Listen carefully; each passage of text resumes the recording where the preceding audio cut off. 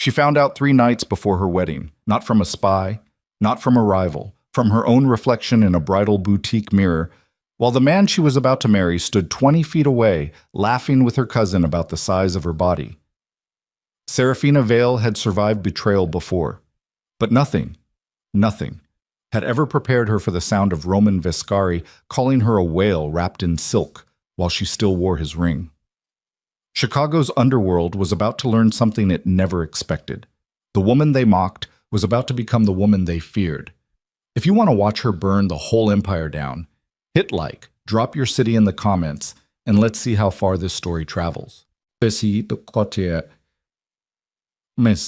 boutique on Oak Street smelled like money and desperation, which, in Serafina Vale's experience, were two things that almost always traveled together. It was a Tuesday evening in late October, and the lake wind had turned mean 2 weeks earlier than anyone expected, rattling the boutique's floor-to-ceiling windows and pushing dead leaves against the glass in small, frantic spirals. Inside, the lighting was warm and deliberately flattering. Soft amber pools cast from iron fixtures overhead, the kind of light that made expensive things look more expensive and ordinary women feel briefly extraordinary. Serafina did not feel extraordinary. She stood on the raised fitting platform in the center of the boutique's private suite, arms extended slightly from her sides, while the seamstress, a small, precise woman named Celeste, who had worked with Chicago's elite for 30 years and had learned to keep her face absolutely neutral, made tiny adjustments to the final seam along the hip of the wedding gown. The dress was ivory silk, custom. It had taken 11 weeks and 4 fittings to get this far, and it was, objectively, a stunning piece of work. Structured bodice, deep sweetheart neckline, a skirt that moved when Serafina moved, heavy and deliberate, like water finding its level. Serafina stared at her reflection in the 3-paneled mirror and felt nothing that resembled happiness. She looked powerful. She recognized that much. Her dark hair was pulled back for the fitting, exposing the column of her throat, the set of her jaw, the particular stillness in her brown eyes that her father used to call her boardroom face. At 29, she had mastered the art of appearing composed even when something underneath was pulling at the walls. The Vale family required that of its women. Composure was not a virtue. It was a survival mechanism. The right panel sits better now, Celeste murmured, more to herself than to Serafina. She pressed 2 fingers flat against the fabric just below Serafina's hip and frowned at something only she could see. One more adjustment here and we're done. Take your time, Serafina said. Her voice came out level, practiced. She was good at that. What she was less good at was ignoring the low murmur of conversation filtering through the partially open door that connected the private suite to the boutique's secondary fitting room. Roman had arrived 20 minutes ago, unexpectedly, which was already irritating, because Serafina had specifically asked him not to come to the final fitting. She'd been clear about it. The fitting was a formality. She didn't need an audience. He'd shown up anyway, which was a small and familiar irritation she'd long since cataloged alongside his other habits.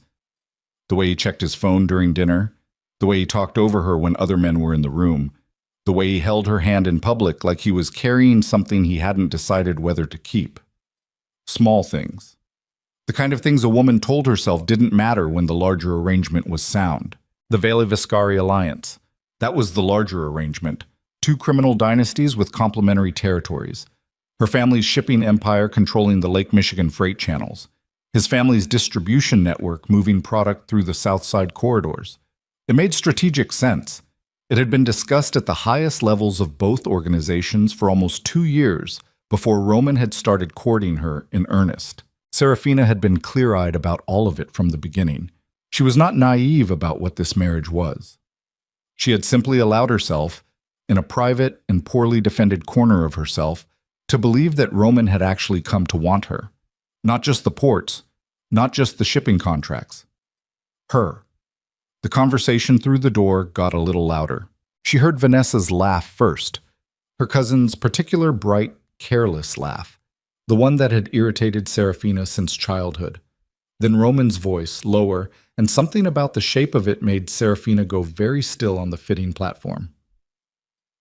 Told you she insisted on ivory, Vanessa was saying, and there was something gleeful in it, something mean beneath the surface. Roman said something Serafina couldn't quite catch, and then Vanessa laughed again, sharper this time, and said, "She genuinely thinks it's flattering." "It's not about flattering," Roman said. His voice was clear now, closer to the door. "Nothing's going to fix that situation." Serafina's eyes moved to her own reflection. She kept them there. "She looked at herself in the mirror for 20 minutes at the last fitting," Vanessa said. "I had to stand there and tell her she looked beautiful. I almost felt bad about it." "She's going to be standing next to me in front of 500 people," Roman said, and his voice had dropped into something almost conversational. The casual, thoughtless brutality of a man who believed he was entirely alone. "I've been trying to figure out how to frame it. You know Carmine is going to say something." "What did you tell him?" "That she's got other qualities." Vanessa laughed. "A whale wrapped in silk," Roman said, quieter now, but still perfectly audible, "is still a whale." The words landed in Serafina's chest like something physical, like a door slamming in a closed room. Celeste had gone completely still. She was crouched at Serafina's hip with a pin in her hand, and she was not moving, and she was not looking up. And in the amber light of the fitting suite, her face was a careful professional blank. Serafina stood on the platform. She breathed. She looked at her reflection. The ivory silk, the structured bodice, the careful set of her jaw. And she felt the thing that had been pulling at the walls inside her go very quiet. Not calm. Not acceptance. Something colder than either of those. The thing that came after shock finished burning through you and left behind nothing but clarity. "Celeste," she said. The seamstress looked up. "The dress is perfect." Serafina reached up and unclasped the back hook at the nape of her neck. "You can go." Celeste rose without a word.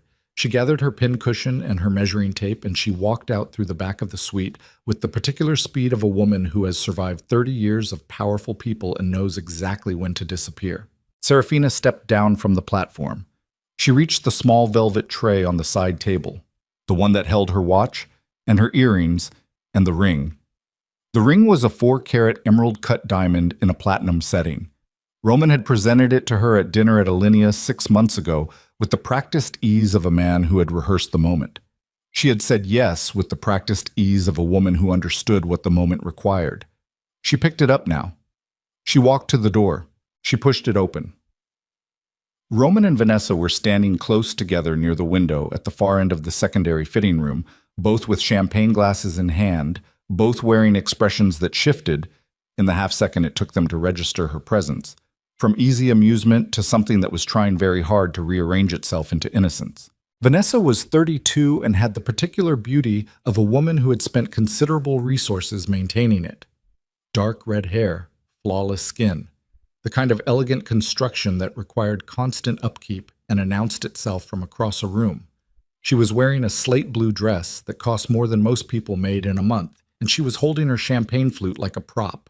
Roman was 35 and genuinely handsome, which had always been part of the problem.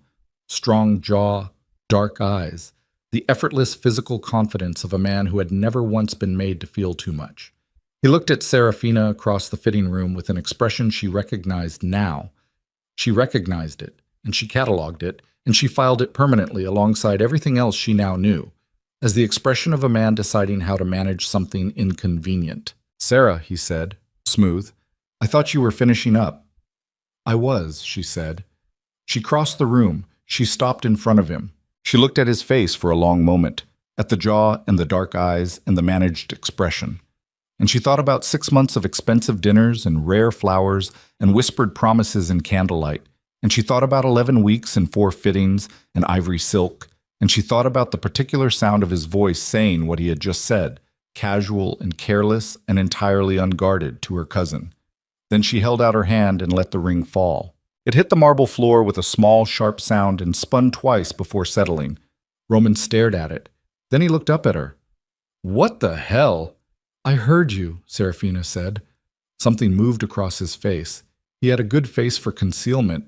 She would give him that. And for a moment she watched him make the calculation, watched him decide whether to deny or redirect or apologize. He chose a fourth option. He reached out and closed his hand around her arm. "Don't do this," he said.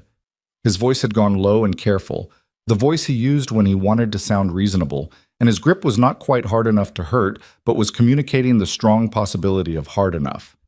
This is not the place to make a scene. Let go of my arm. You're being emotional. I said let go.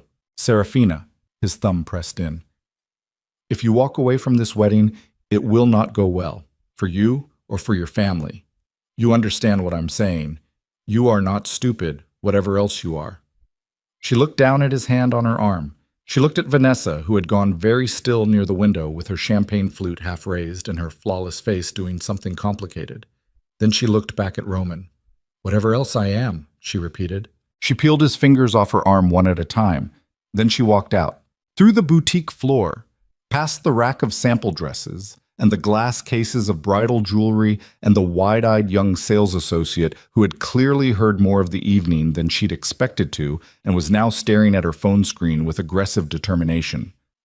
Through the heavy glass front door, out into the cold October air on Oak Street, where the wind off the lake hit her immediately, direct and unequivocal, cutting through the fitted blouse she'd changed back into with serene indifference to her circumstances. She stood on the sidewalk. The street was bright with shop windows and headlights moving north toward Lincoln Park. A couple walked past her arm in arm, laughing at something between them, breath fogging in the cold. Somewhere behind her, the boutique door opened and she heard Roman's voice saying her name, and she kept walking. She did not know exactly where she was going. She walked south on Michigan and then west without deciding to, letting the cold work on her face and the city noise fill in around her, cab horns and restaurant exhaust, and the deeper percussion of the L running somewhere overhead. She walked past the glass towers and the late-night bars and the bright restaurant windows full of people leaning toward each other over candlelit tables, and she thought about absolutely nothing in a deliberate and very controlled way, because the alternative was to let the thing that was building behind her sternum detonate in the middle of a public street. She ended up on Kinsey, at a place called the Wren Room. She had been there once before, almost 2 years ago, at a private event for a shipping consortium that her father had made her attend. It was the kind of bar that operated in plain sight, but catered to a very specific clientele. The heavy wooden doors, the no signage policy, the host at the entrance who took your name before you came in.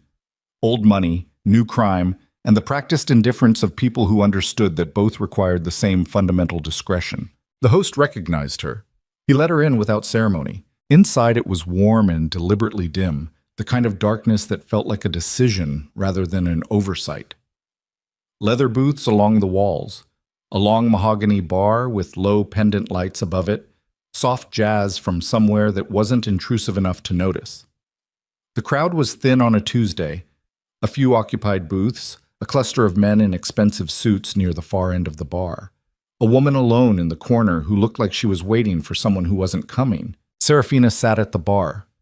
The bartender was young and unobtrusive and set a cocktail napkin in front of her without being asked. "Gin," she said. "Something cold. I don't care which one." He nodded and didn't ask anything else, which she appreciated more than she could have articulated. She sat there with her drink and the cold slowly leaving her face and the jazz playing at a civilized remove, and she thought, now, about what she had actually done. The ring on the floor of the fitting room, Roman's hand on her arm, the cold street. She ran it back through her mind methodically, the way she would assess a failed contract negotiation, and she tried to determine the scope of what was now in motion. The Veli-Vescari alliance was over. That was simply a fact. She had no illusions about the possibility of repairing it. Not after what she'd heard, not after walking out in front of boutique staff who would talk, because they always talked, because everyone in this city always talked. By morning, it would have traveled through every relevant corner of Chicago's underworld. Her father would be furious.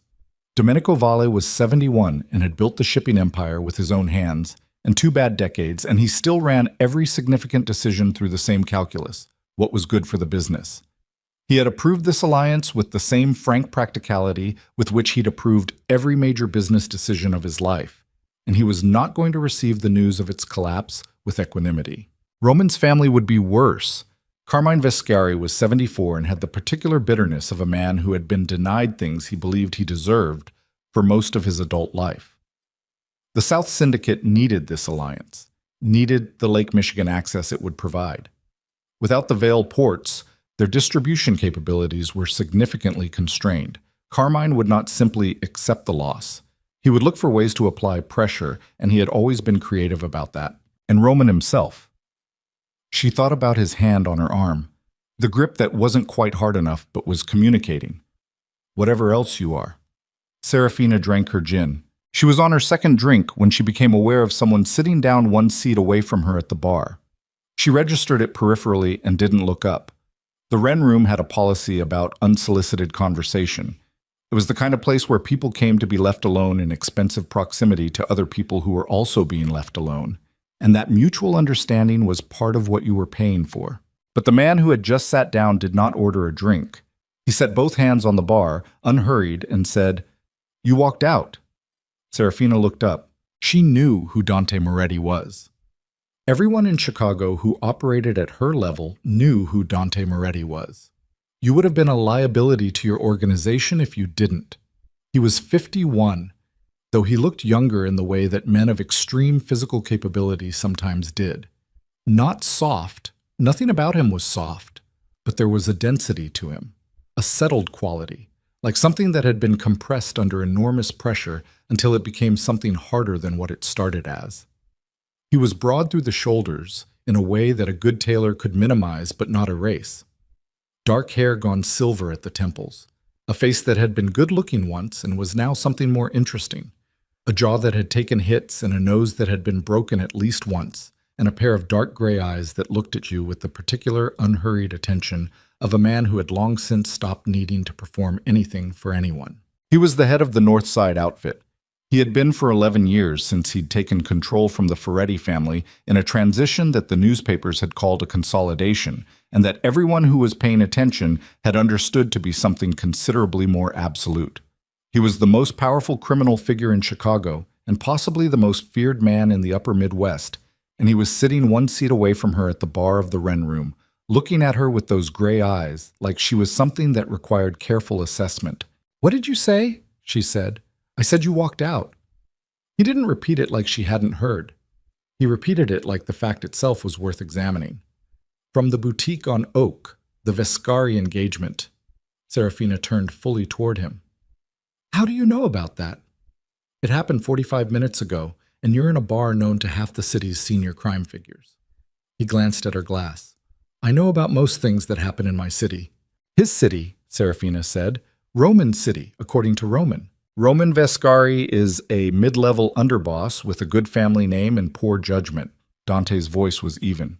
He wasn't performing the assessment. He was simply delivering it, the way you'd read a balance sheet.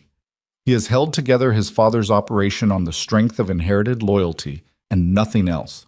The South Syndicate loses 3 to 4 million annually in logistics inefficiency because he hasn't updated his distribution protocols in 6 years.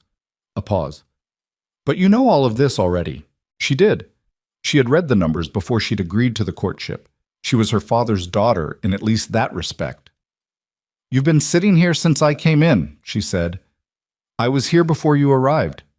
And you decided to come over now because you've been sitting at that bar for 40 minutes with the very specific posture of a person who is conducting a threat assessment," Dante said. "And I thought it was worth having the conversation before you left." Serafina looked at him for a long moment. "What conversation?" He turned toward her on the bar stool. "Not fully, just enough. The Vescari family will not accept this quietly. You know that. Carmine is going to interpret a broken engagement as an act of aggression against the family. He's going to try to force the alliance through other means. Pressure on your father, on the shipping contracts, possibly on you directly. I'm aware of the risks. Are you aware that 3 of your father's port captains have been taking supplemental payments from the Vescari organization for the past 18 months? Serafina went still. Captain Briggs at Calumet, Ferrante at the Monroe facility, and your father's logistics director. Stills. Dante said the names without emphasis. They've been feeding the Vescaris your routing schedules and cargo manifests. Carmine has been building leverage against the Vale organization for a year and a half. He was always planning for the possibility that this marriage didn't hold. The gin in her hand felt suddenly irrelevant. You have documentation. I have documentation. Why are you telling me this? Dante looked at her. The gray eyes were steady and did not perform anything. Because I have a proposition for you. A proposition, she said. The Viscaris are going to move against your family's operation in the next 30 to 60 days. They have the leverage to make it damaging. The Veil organization on its own doesn't have the enforcement capability to hold them off without taking significant losses. He paused. The Moretti organization does. You want the ports, Serafina said flatly. I want an alliance.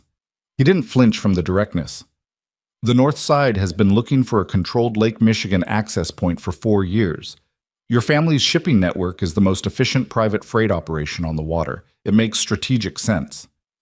You could just approach my father. Your father would spend 6 months in negotiation and ultimately accept less favorable terms because he doesn't trust me, and he does trust the established order, which includes the Vescari family. Dante's voice was still even. You walked away from Roman tonight, which means the established order no longer means anything to you. Serafina set her glass down. She looked at this man, this cold, careful, genuinely dangerous man who had just sat down beside her in a bar and told her things she hadn't known and was now proposing something she hadn't expected. And she ran the same assessment she always ran, the one her father had taught her, the one that stripped everything down to costs and returns and structural logic. He was right about the threat. She had already been calculating it. The 3 port captains were a dimension she hadn't known, and that changed the picture significantly. It meant the Viscaris could compromise her family's operations from inside without a direct confrontation, which was far more dangerous than open hostility, because it was harder to see and harder to stop. He was right about her father. Domenico Valle was brilliant and stubborn and loyal to patterns that had worked for 40 years, which meant he was poorly equipped for situations that required breaking those patterns. And Dante Moretti, whatever else he was, had just demonstrated that his intelligence operation was 2 levels above anything she'd been working with. What exactly are you proposing? She said. He looked at her with those steady gray eyes. Marry me, he said. The bar was quiet around them. The jazz played its soft, indifferent changes. Serafina sat very still and looked at the man who had just said those 2 words with the same flat, practical register he'd used to describe logistics deficiencies. And she felt the shape of the moment settle into something she recognized as a genuine decision point, the kind where you understood, with complete clarity, that what you chose next would be permanent. She laughed. She couldn't help it. It came out sharp and brief and entirely without humor. You just watched a man who proposed to me out of calculation and convenience cost me 6 months of my life and my entire professional standing in one evening, she said. And your solution is another man proposing out of calculation and convenience. No, Dante said. No what? The situations are not equivalent. They seem remarkably similar from where I'm sitting. Roman wanted your ports and was willing to tolerate you to get them, Dante said. There was no gentleness in how he said it, but there was also no performance of cruelty, just the straight, flat delivery of a fact. I want your ports, and I am interested in you. You don't know me. I know you walked out of that boutique instead of staying, he said. I know you sat at this bar and ran threat assessments instead of calling someone to manage the fallout. I know you've been listening to everything I've said tonight with the specific quality of attention of someone who is actually thinking rather than just processing. A pause. I've been watching your family's operation for 2 years. I've read your quarterly logistics reports. I know what you built in the Calumet expansion without your father's help. I know you renegotiated the Aldrich contract 3 months ago and saved your organization $400,000 in annual overhead that your father didn't know was leaking. He looked at her directly. I know you're the reason the Veil organization is worth having an alliance with. Serafina was quiet. The thing he'd said was not a compliment delivered to soften her. It was an assessment, delivered in the same register as everything else he'd said, and that register was, she recognized this, respect. The functional, undecorated kind. The kind that didn't require the recipient to be smaller or easier or more manageable. She had not received very much of that kind in her life. This is still insane, she said. Yes, he said. A merger would achieve the same strategic outcome. A merger is a business arrangement that either party can exit, Dante said. Given what Carmine Vescari is prepared to do to your family's operation, you need something he can't break. He will not move against a Moretti marriage. The cost is prohibitive. And the cost to me? she said. Marrying a man I don't know to avoid a war someone else started?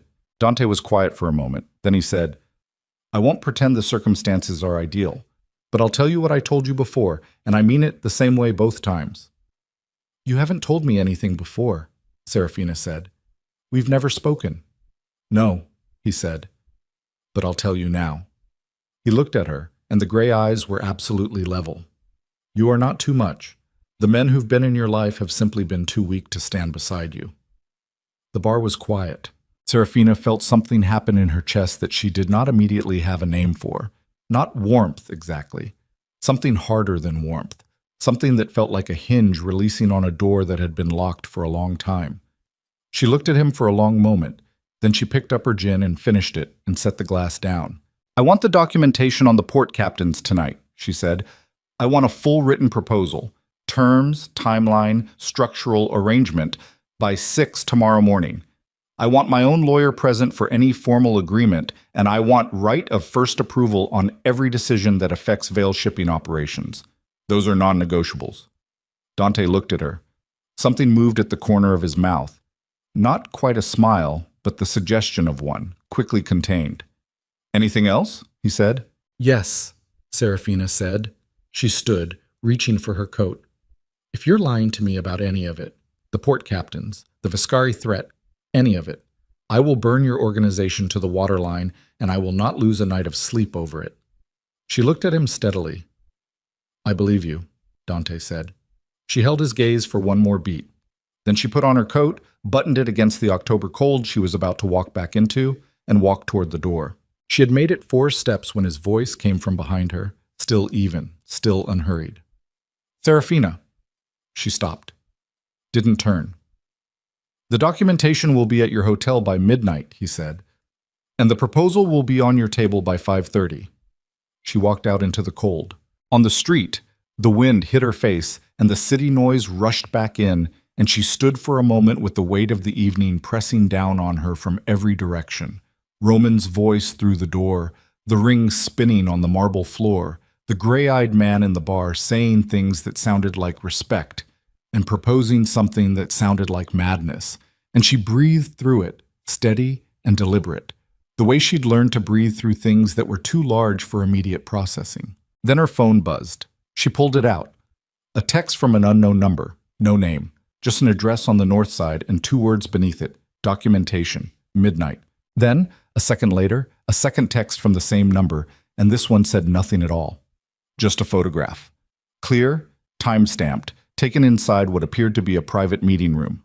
3 men she recognized, her father's logistics director, Stills, Captain Briggs, and across the table from them, a man she recognized as Carmine Vescari's consigliere.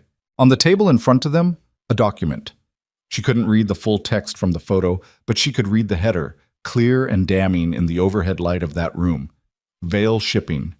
Contingency Access Framework. Serafina stared at the photograph for a long moment.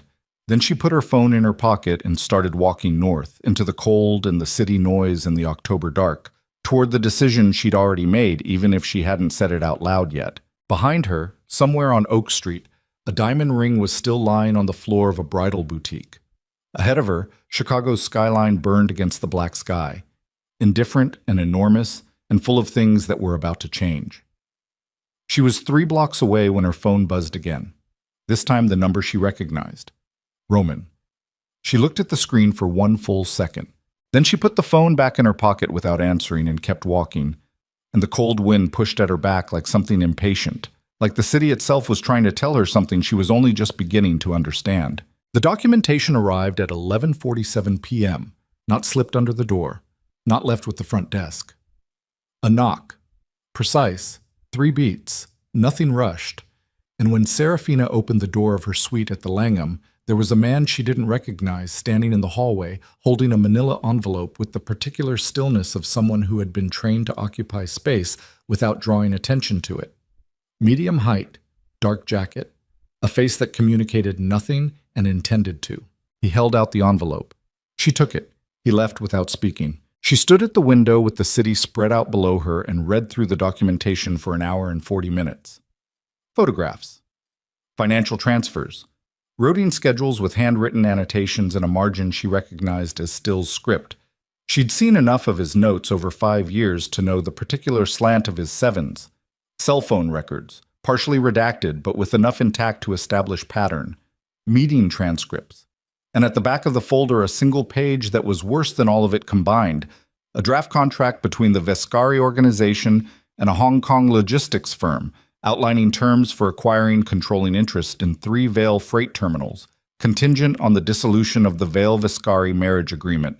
Contingent on the dissolution, meaning Carmine Vescari had already been planning for the possibility that the marriage failed, meaning the contingency had been drafted before tonight, meaning it was possible. She sat with this for a long time, the city lights blurring slightly below her. It was possible that Roman had been told to let the marriage fail, that the insults hadn't been careless, that the cruelty in the boutique had been a performance, calculated and deliberate, designed to push her out so the Hong Kong deal could proceed. She set the folder down on the desk and stood with her hands flat on the surface and breathed through the particular kind of fury that doesn't announce itself loudly. The cold, architectural kind. The kind that doesn't want to break anything. It wants to dismantle everything, systematically, piece by piece, until there's nothing left worth salvaging. At 5:22 a.m., her phone screen lit up with an incoming document from the same unknown number that had texted her the photograph. She opened it, 12 pages, clean formatting, detailed terms. She read it twice. Then she picked up her phone and called her lawyer. Elena Marsh was 54 and had represented the Vale organization for 19 years and had the useful quality of not sounding surprised by anything at 5 in the morning. Serafina read her the key structural terms over the phone. Elena asked 4 questions, made 2 suggestions, and said she'd be at the Langham by 8. "One more thing," Serafina said. "Go ahead. I need you to run a quiet assessment of our exposure on the Calumet terminal, specifically around the lease renewals and the operating licenses." A pause. "That's not a small project. Start with the lease renewals. You think there's a problem?" "I think someone was building a problem," Serafina said. "I want to know how far along they got." She hung up and stood at the window and watched the city go gray and then slowly pink at the horizon above the lake, the light coming up flat and cold over the water. And she thought about her father. Domenico Val was going to find out what his logistics director had been doing, and that was going to be its own particular kind of damage, because her father had trusted Stills for 11 years and trusted Roman's family for 2 and trusted the established order for 4 decades. And every one of those trusts had just been revealed as exploitable. She needed to be the one who told him, before anyone else did. She called him at 7. The phone rang 4 times, which was unusual. Her father was always awake by 6, a habit from his years running the docks personally. On the 5th ring he picked up, and his voice was not the voice of a man who had just woken up. "I've been waiting," Domenico said. "Then you already know. I know you walked out on Roman Vescari last night in front of witnesses." A pause. "I know you were seen at the Wren room afterward." Another pause, this one heavier. "And I know that Carmine Vescari called me at 11:30 last night and told me that my daughter had disgraced his family and that he expects a resolution by the end of the week." "Did he say what resolution?" "He said the wedding proceeds or the alliance is formally dissolved and we handle the consequences." Her father's voice was controlled. He was angry. She could hear it in the control itself, in the particular flatness that replaced his usual warmth when he was managing something he didn't want to mishandle. "Serafina, what happened?" "I'll tell you in person," she said. "I need you to come to the Langham. Bring no one from the office. No Stills, no Ferrante, no Briggs." Silence. "Papa," she said, "please trust me." He came at 9. He walked into the suite with the careful movements of a man who is holding himself together through sheer disciplinary habit, and he looked at her across the room, at the folder on the desk and the city outside the window and her face, and something in his expression shifted from managed anger to something more uncertain. She told him everything. The documentation first, walking him through it piece by piece, watching his face go through things she had rarely seen it go through: disbelief, recognition, the particular devastation of a man confronting the specific shape of his own misplaced trust. When she got to the Hong Kong contract draft, his jaw set hard and he stopped looking at the folder and looked at the window instead. Then she told him about Dante Moretti. The silence after that was longer. "No," Domenico said. "I need you to look at the proposal before—" "Moretti!" He said the name like it was a piece of bad weather. "Serafina, you understand what that man is." "I understand exactly what he is," she said. "I also understand what Carmine Viscari is, which I apparently understood more clearly at 29 than we did collectively as an organization for the past 2 years. This is not— The Viscaris have 3 of our people," she said. "They have routing schedules. They have the Hong Kong firm ready to move on Calumet the moment the alliance collapses. If we try to hold them off alone, we are going to lose terminals, and we are going to lose them fast." She looked at her father steadily. "Moretti's proposal gives us enforcement coverage. It formalizes the Lake Michigan access in a way that is mutually beneficial, and it removes the Viscari threat structurally. Read the terms. You haven't agreed to this." "Not yet. But you're going to." She held his gaze. Domenico Valle looked at his daughter for a long moment with the expression of a man who was recognizing something he had not seen coming, which was itself unusual enough to be significant. Then he reached for the folder. He read it for 20 minutes without speaking. Elena arrived at 9:08, and the 3 of them sat around the suite's dining table and went through the terms line by line. Elena had 2 substantive objections. Serafina had already identified both of them and had prepared counterpoints. By 10:15, they had a revised position. At 10:30, Serafina sent a message to the number that had delivered the documentation. "Revised terms attached. I'm available at noon." The response came in 4 minutes. Noon. The Langham Bar. Her father looked at the message over her shoulder and said nothing for a moment. Then, "You're going to walk in there and negotiate with Dante Moretti." "Yes." "At noon today." "Yes." Domenico was quiet. He looked at his hands on the table. He was 71, and his hands showed it. The knuckles enlarged, the skin thinned enough to show the tendons. But they were still large hands, still the hands of a man who had moved freight and broken contracts and built something real from difficult material. "Your mother would have done something like this?" he said finally. Serafina didn't say anything. She was also impossible to argue with once she'd decided. He stood slowly, straightening his jacket. "I'm going to need time with Stills." "I know. Don't tell me what you want me to do with him." "I won't." He left. Elena stayed, going over secondary provisions in the proposal with a yellow legal pad and the focused expression of a woman running calculations. Serafina showered and changed into a charcoal wool dress and low heels and stood at the bathroom mirror for exactly as long as she needed to, and not 1 second longer. She was in the bar at 11:58. Dante was already there, at a corner table removed from the rest of the room, with a glass of water and nothing else. He stood when she arrived, which she noted without comment, and waited until she was seated before sitting down himself. They negotiated for an hour and 40 minutes. It was not comfortable. He was precise and unhurried, and he did not concede anything he hadn't already calculated the cost of conceding, and she did not either. And there were 2 points where the conversation went hard and direct, and she felt the full weight of exactly what kind of man she was sitting across from. Not threatening. He did not threaten, but absolute, in the way of someone who has long since moved past the need to perform authority, because the authority itself was just a fact of the room. She held the line on the Calumet operating terms. He conceded on the revenue-sharing timeline. She conceded on the enforcement structure. He didn't move on the formal arrangement. "The marriage," she said, when they were down to that single remaining term. "Yes." "You understand this is not conventional." "Nothing about your current situation is conventional," he said. "I want it in writing that the Vale organization retains full operational autonomy. All shipping decisions remain mine. No Moretti personnel in Vale management roles without my explicit approval." "Agreed." "I want a private agreement that supersedes any formal arrangement. Between us, not the organizations." He looked at her. "What does that cover?" "It covers the fact that I am not a strategic asset," she said. "I am a person making a calculated decision under difficult circumstances, and I am doing it with full awareness of what it is and what it isn't. I don't need it dressed up as something else. But I need it acknowledged." Dante was quiet for a moment. His hands were on the table, large and still, a faded scar running across the back of the right one. He looked at her with those gray eyes, and there was something in them she hadn't seen there before. Something that was not calculation.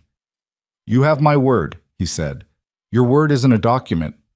"No," he said, "but I think you're good at reading whether a man means what he says."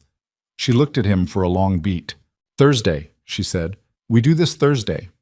I want it done before Carmine makes his next move." Dante nodded once. They stood. He extended his hand. She shook it, his grip firm and complete, nothing performative about it, and she held his gaze and he held hers, and then she let go and picked up her jacket. "One more thing," she said. "Go ahead." "Roman called me 11 times last night." Dante's expression didn't change. "I know. He's going to find out about this before Thursday." "Yes. How do you want to handle that?" Dante picked up his water glass, took a measured drink, set it down. "I think," he said, "that we let him find out the way men like Roman always find out things. Through someone he trusted who trusted someone they shouldn't have." He looked at her calmly. "By tomorrow morning, every senior figure in the South Syndicate will know that Serafina Vale had breakfast this morning with Dante Moretti's legal counsel. By tomorrow evening, they'll know the shape of what's coming. You want him to panic." "I want him to make a mistake," Dante said. "Panicked men make worse mistakes than angry ones." Serafina thought about that for a moment. Then she nodded, once, and left. The mistake Roman made was faster than either of them expected. She was back in her suite by 2 p.m. when Elena called to tell her that someone had filed a formal complaint with the Chicago Port Authority alleging irregular documentation on 3 Vale freight shipments out of the Monroe terminal. The complaint had been filed anonymously, but the specific shipment numbers referenced were not publicly available. They were internal routing codes that only someone with inside access to Vale operations could have known. Stills or Ferrante or Briggs, or all 3 operating together, moving faster than she'd anticipated, which meant Roman was not waiting to confirm what he'd heard before starting to apply pressure. She called Dante. He picked up on the second ring. "Port Authority complaint," she said. "Filed this afternoon against Monroe Terminal. Internal routing codes. It's one of ours." "Briggs," Dante said, without hesitation. "He's the most likely to move fast. Stills is cautious, and Ferrante follows Stills." "Can you contain it?" "I have a contact at the Port Authority. It won't go further than the initial filing. But Serafina—" A pause, just one beat. "This means they already know about this morning." "I know." Carmine moved quickly, which means Roman called him last night, not this morning. She stood at the window again, looking at the lake. The water was gray and slightly choppy under an overcast sky, whitecaps visible on the surface. "What does that change?" "It means Carmine was already in motion before the complaint. The Port Authority filing is a message, not a strategy. He's telling you he can hurt you quickly and asking whether you're still willing to negotiate." "I'm not negotiating with Carmine Viscari." "No," Dante said. "You're not." She hung up. At 4 p.m, she received a delivery at the suite. A small white box, no return address, hand-delivered through the hotel's front desk. Inside, wrapped in tissue paper, her engagement ring. The 4-carat diamond in the platinum setting, cleaned and reboxed as if new. Attached, a card in Roman's handwriting. 4 words. "Don't make this worse." She set the ring on the desk and looked at it for a moment. Then she picked up her phone and took a photograph of it. The ring in the box, the card beside it, and sent it to Dante with a single line of text. "He's scared." The response came immediately. "Good." That evening, her father called her from the Calumet terminal, where he had spent the afternoon going through records with his private accountant and without Stills, who had been asked to take an indefinite leave of absence pending a review. Ferrante had been removed from the Monroe facility that afternoon. Briggs was next. "How bad?" she asked. "The Calumet lease has a subordination clause," her father said. His voice was tired in a way she hadn't heard it in years. "Buried in a 2019 amendment. It allows a third party to assume operational control under certain default conditions. Those conditions are—" He stopped. "They're conditions that Stills has been creating, quietly, over 18 months. Serafina sat down. If they trigger the clause, her father continued, we lose operating control of Calumet without a formal acquisition. They don't have to buy it. They just have to trigger the default, she said. Yes. How close are they to the threshold? Accountant says 2 to 3 months. She pressed her fingers against her eyes. Okay, Serafina. Her father's voice shifted. It was still tired, but it carried something else now, something that took her a moment to identify. The Moretti agreement. The terms you showed me. Yes. He agrees to cover Calumet exposure, enforcement coverage on any Vescari action against Vale assets, including terminal operations. She kept her voice level. It's in Section 4. A long pause. Thursday, her father said. You said Thursday. Yes. I'll be there, he said. Whatever you need me to sign. She sat with the phone in her hand after he hung up and looked at the room. The folder on the desk, the ring in the white box, the city outside going dark as the evening came in off the lake. And she felt the full accumulated weight of the past 24 hours settle onto her shoulders with the particular solidity of things that were now irrevocable. She had been engaged to Roman Vescari yesterday morning. She was going to marry Dante Moretti on Thursday. The ring on the desk was from a man who thought 4 words on a card could undo what she'd heard through a boutique door. She picked up the box. She walked to the window.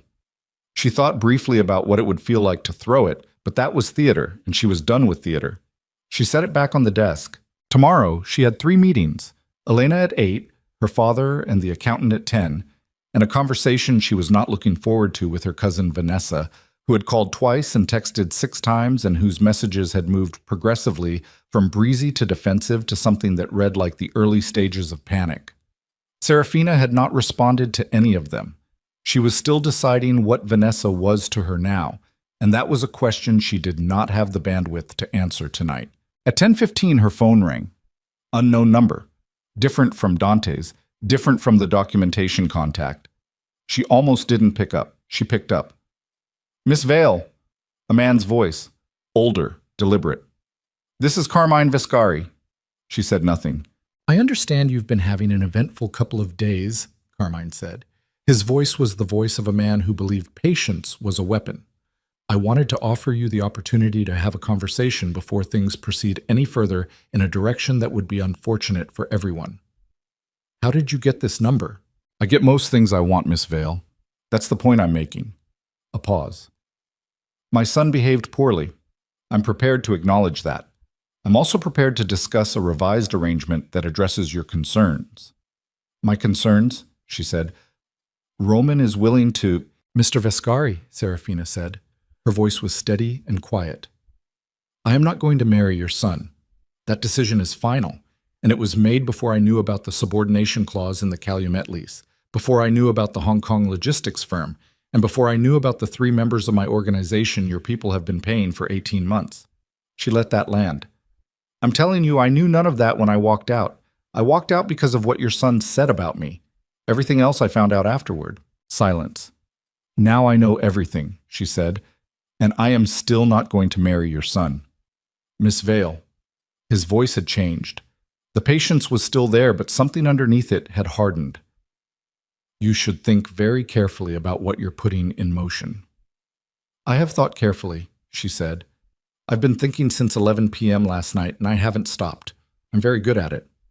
You are a young woman who is making a decision based on wounded pride. Good night, Mr. Vescari. She ended the call. She set the phone on the desk and stood very still for a moment, and then she walked to the minibar and poured 2 fingers of whatever whiskey was in there without looking at the label. And she drank half of it standing up, and she breathed. Her phone buzzed, a text from Dante's number. Carmine called you. She stared at it. Then, how do you know? His phone is monitored, has been for 8 months. A pause. The typing indicator appearing and disappearing twice before the message came through. What did you say to him? She thought about it for a moment. Then she typed back, I told him I knew everything and I was still not going to marry his son. The response came after a longer pause than usual, word for word, close enough. Another pause, then, that was either very good or the beginning of a serious problem. I'll know which by morning. Serafina looked at the message. She typed, "You'll tell me either way." "Yes," he wrote back. And then, after a moment, "Get some sleep." She almost laughed. She finished the whiskey instead and turned off the desk lamp and stood at the window for the last time that night, looking at Chicago's skyline reflected in the lake. And she thought about Thursday, the shape of it, the weight of it, the permanent and specific thing she was going to do. And she felt, beneath the exhaustion and the cold logistics of it all, something she didn't entirely trust yet, the faint, stubborn insistence that she was moving in the right direction. Her phone buzzed one final time. She looked at it, expecting Dante. It was a text from an internal Veil organization number she recognized as belonging to Marco, her father's head of physical security at the Calumet facility. The text was 3 words and a photograph. The 3 words were, "Someone was here." The photograph showed the main access gate of the Calumet terminal, timestamp 9:47 p.m. The gate was intact. The security camera above it was intact. But in the upper left corner of the frame, almost out of range, barely caught by the angle, were the taillights of a vehicle pulling away. A black SUV, no plates visible. Serafina stared at the photograph for a long time. Then she called Dante. He picked up on the first ring, which told her he hadn't been asleep either. "Calumet," she said. "Someone was there tonight. Black SUV, no plates, 9:47 p.m. A beat of silence. "They weren't there to look," Dante said. His voice had gone to a different register, not cold exactly, but stripped of everything that wasn't operational. "They were there to plant something or to photograph the security layout." "For what?" "For a move," he said. "Carmine is done talking." Another beat.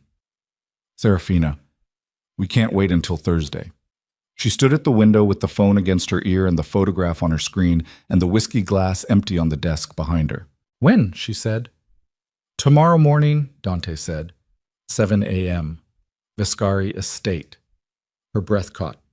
"We're going to them. We're going to them first," he said, "but before they come to you." The line hummed between them. "Wear something they'll remember," Dante said, and the line went dead. She wore emerald green, not because Dante had told her to wear something they'd remember. She'd made that choice before he said it, pulling the dress from the garment bag at 6 in the morning with the particular clarity of someone who has slept 3 hours and woken up already decided. The dress was silk crepe, structured at the shoulder, fitted through the body, the color of something expensive and uncompromising. She put it on and looked at herself in the bathroom mirror and did not adjust anything. She was ready by 6:40. Dante's car arrived at 6:50, a black town car with a driver she didn't recognize and a second vehicle behind it that she understood without being told was not for luggage. She came down through the lobby without stopping at the front desk and got into the back seat, and Dante was already there, in a charcoal suit with no tie, his hands resting on his knees, looking out the window at the gray morning street. He looked at her when she got in. Something moved across his face, brief, contained. And then he looked back at the window. "The Viscari estate is in Kenilworth," he said. 40 minutes. "I know where it is. Carmine will have 4 to 6 people in the house. Possibly more if he moved people overnight." He said it the way you'd describe weather. "We have 2 cars. My people stay outside unless I call them in." "You're not bringing anyone inside?" "No." "Neither am I." He looked at her again. "You don't need to be in the room when I talk to Carmine." "Yes, I do," she said. He held her gaze for a moment. Then he nodded once and looked back at the window, and they rode north through the early morning city in silence, the streets still half empty, the lake visible in gray slices between the buildings as they moved up the lakefront. She thought about what she was doing. She had been thinking about it since she'd hung up the phone at midnight, and she had not arrived at a different conclusion, which she took as confirmation rather than stubbornness. Going to Carmine before he made his next move was the only structural advantage available to them. Every hour they waited was an hour the Viscari organization used to further compromise Veil assets or set additional pressure points. The Calumet situation was 2 to 3 months from critical, but that was 2 to 3 months under normal conditions. Carmine could accelerate the default triggers if he decided to move aggressively, and the black SUV at the terminal last night suggested he had already decided. She also knew that walking into the Viscari estate was not without risk. Carmine was 74 and had operated at the top of Chicago's criminal structure for 30 years, which meant he had not survived by being reckless, but it also meant he had not survived by tolerating challenges to his authority. She was coming to him with Dante Moretti at her side. That was not a subtle message. That was a declaration delivered to his front door. The Kenilworth house was large and deliberately understated in the way of old money that had decided visible excess was a liability. Brick exterior, iron gates, a circular drive with mature trees that had been there longer than anyone currently living in the house. Two men visible near the entrance, standing with the particular posture of people who were being professional about what they were doing. The car stopped at the gate. A brief exchange between Dante's driver and the gate intercom. A pause that lasted long enough to communicate that the people inside were deciding something. Then the gate opened. They walked to the front door together. Dante didn't touch her. No hand at the small of her back, no performed intimacy. And she was glad for that. This was not a moment for performance. The door was opened by a man she recognized as Sal Mancini, the Viscari family's consigliere. He was in his 60s, trim, with the permanently watchful expression of a man who had spent decades managing other people's problems. He looked at Dante. He looked at Serafina. He did not look surprised, but something behind his eyes was doing rapid and unhappy calculations. "Mr. Moretti," he said. "Miss Vale." He stepped back. "Mr. Viscari is in the study." They followed him through the house. It was a house that communicated a specific kind of history. Dark wood paneling, framed photographs in formal groupings, the smell of old furniture and forced air heat. A house that took itself seriously. Serafina had been here twice before, both times with her father, both times for dinners that had been professionally cordial and had communicated absolutely nothing of what was actually being negotiated. The study was at the back of the house, overlooking a winter garden. Carmine Viscari was standing at the window when they came in, which told her he'd been watching the drive. He was a large man gone heavier with age, broad through the chest and shoulders, with white hair cropped close, and a face that had the particular density of someone who had held power for a very long time and had organized his entire physical self around never appearing uncertain. Roman was in the room. That was the first thing that went wrong. He was standing near the fireplace. Not sitting, standing, which meant he'd been pacing and had stopped when he heard them coming. He was in a dark suit that looked like it had been put on in a hurry, and his face had the specific quality of a man who had not slept and was running on something that was not quite anger and not quite fear but was doing the work of both. He looked at Serafina. Then he looked at Dante. Something happened in his jaw. Carmine turned from the window.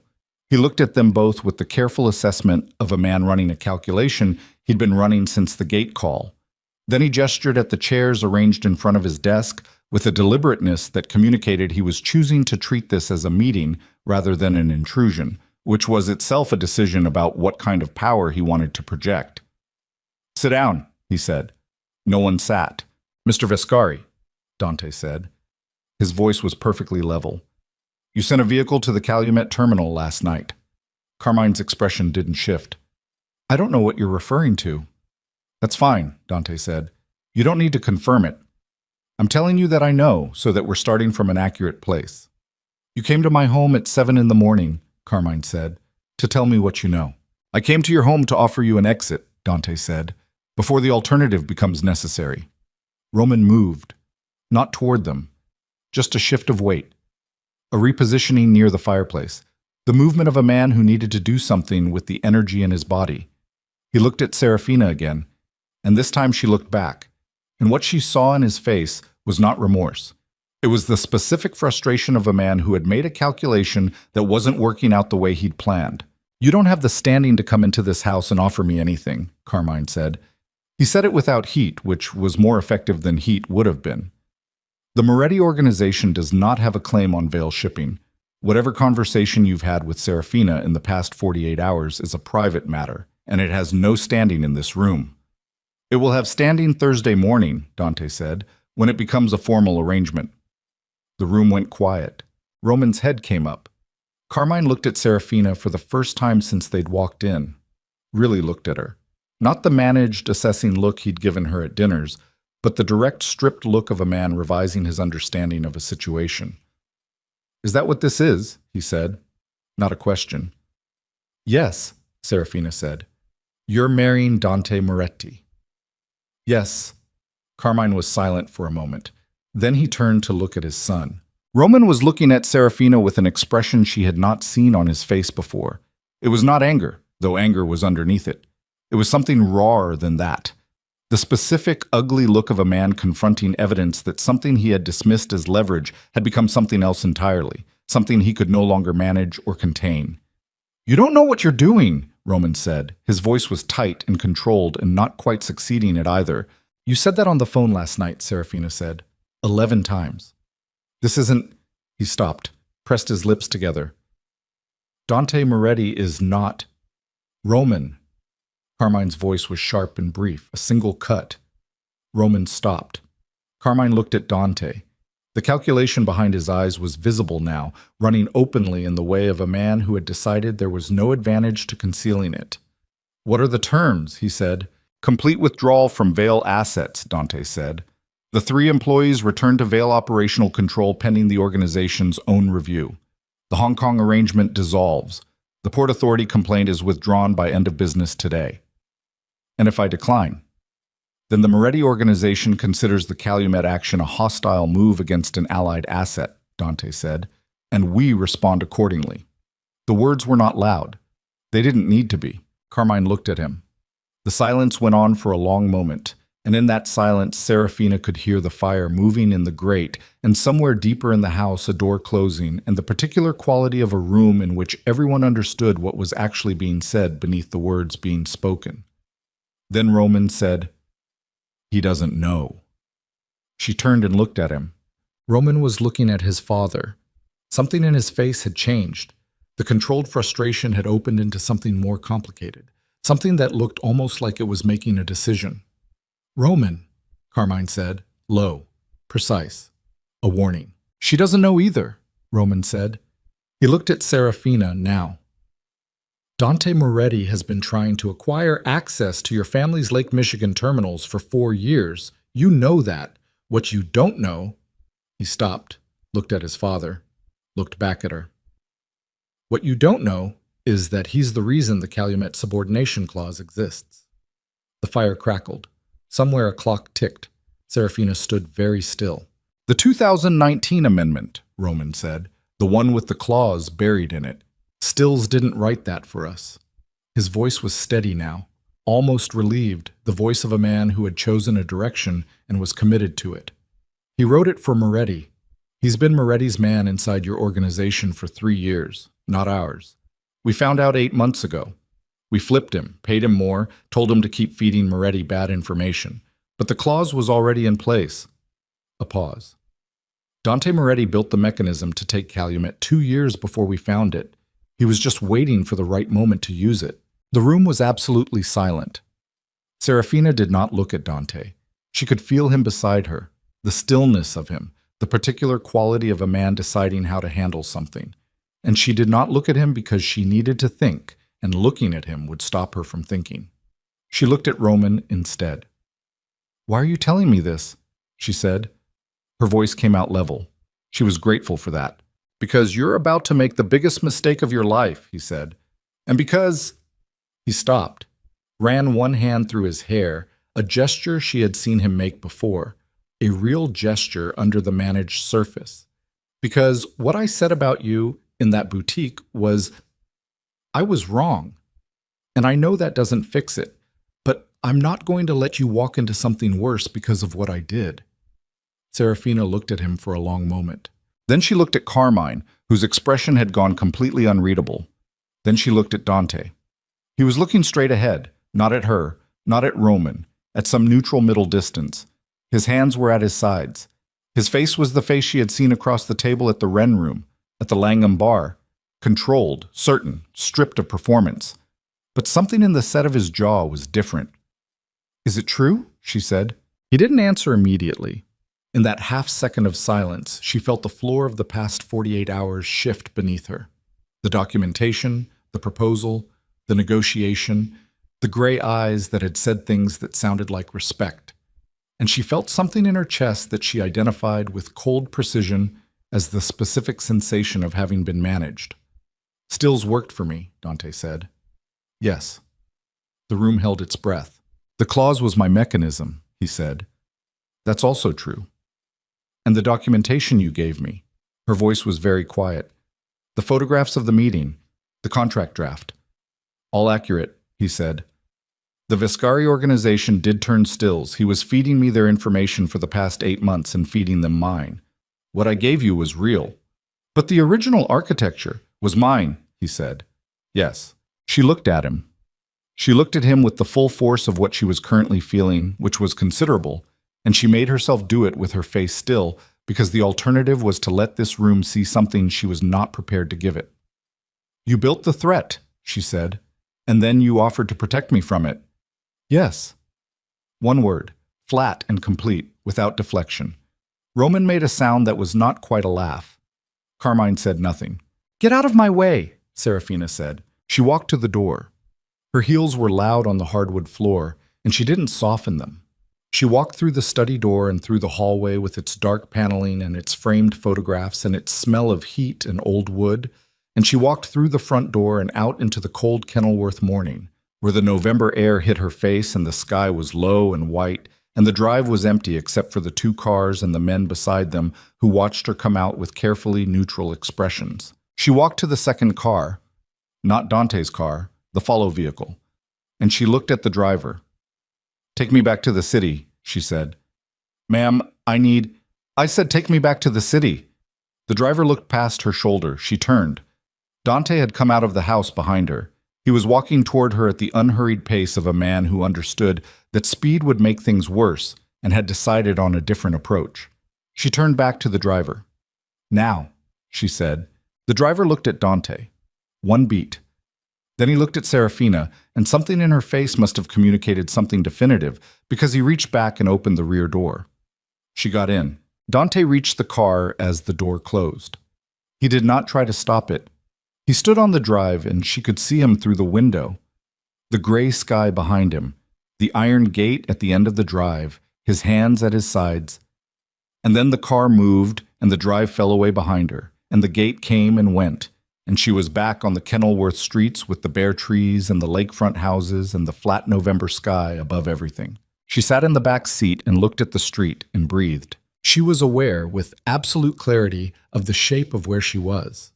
The Vale organization was exposed at Calumet.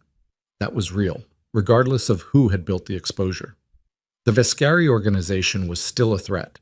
The black SUV, the Port Authority complaint, the 3 compromised employees, all of that was real, regardless of how Dante had used it. The threat did not become fiction because the man who had offered to neutralize it had also helped create it. But the alliance was gone. The proposal was compromised at its foundation. The private agreement, the terms, the gray eyes saying, "You have my word," all of it now had a second meaning, a corroded one, and she could not look at any of it the same way. She called Elena. "I need you to pull the Moretti proposal," she said when Elena picked up. "All copies. Send nothing further to their counsel." A pause. "What happened?" "I'll explain later. I need you to pull it first." "Done," Elena said. "Sarah—" "Later," she said, and hung up. She called her father. He picked up immediately. "Where are you?" "On my way back from Kenilworth." A silence that carried considerable weight. "You went to Carmine." "I went with Dante. Something came up." She paused. "I need you to meet me at the Langham in an hour. Bring the accountant. Bring the original 2019 Calumet amendment. The full amendment with all exhibits. Every page." She pressed her fingers against her eyes for a moment. "And Papa, don't bring anyone from the legal team who has worked with Stills in the last 3 years." Silence. "How bad?" her father said. She thought about Dante's voice in the study. The clause was my mechanism. Yes. She thought about the documentation delivered at midnight, accurate and damning and perfectly positioned. She thought about a man who had said you are not too much in a bar at 2 a.m. and had meant it as an instrument as much as anything else. "I don't know yet," she said. "That's what I need to find out." She stared out the window as the car moved south on Sheridan, the lake appearing and disappearing on her left, gray and cold and indifferent. Her phone buzzed in her hand. She looked at the screen. Dante. She declined the call. It rang again 20 seconds later. She declined it again. Then a text. It wasn't only strategy. She stared at the message. Then she put the phone face down on the seat beside her and looked at the lake, and did not pick it up again. The accountant's name was Gerald Foss, and he had been doing forensic financial work for the Vail organization on a consulting basis for 6 years, which meant he was not in the regular payroll structure and had not been part of the compromised inner circle. He arrived at the Langham suite at 9:10 with a hard-sided briefcase and reading glasses pushed up on his forehead and the look of a man who had been called in on short notice and had already started working on the train. Serafina's father was already there when she arrived, sitting at the suite's table with the original Calumet Amendment open in front of him. He looked up when she came in, and she saw in his face what she'd heard in his voice on the phone, the specific weariness of a man confronting the possibility that he had been outmaneuvered in a way he hadn't seen. She sat down. She took the amendment and turned to the 2019 exhibit, the subordination clause. She read it again, this time with Foss looking over her shoulder, and this time she was looking for different things, looking for the architecture of it, the specific construction of the default conditions, the particular language that would tell you something about who had written it. Here, Foss said, after 4 minutes. He put his finger on a paragraph midway through the clause. This indemnification carve-out. This is not standard Vail drafting language.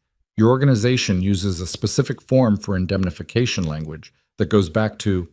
He flipped to another section. Here, this is your standard form. Compare the structure. Serafina compared the structure. The 2019 clause used different language, not dramatically different. Different enough that you'd have to be looking for it. Different in the specific way of something that had been grafted onto the document from outside. Incorporated carefully enough to match the surface, but not carefully enough to match the deep architecture. Who drafted the 2019 amendment? She asked. Her father looked at her. Stills brought it forward. He said it was a recommendation from the Port Authority legal team for updated compliance language. And your lawyers reviewed it.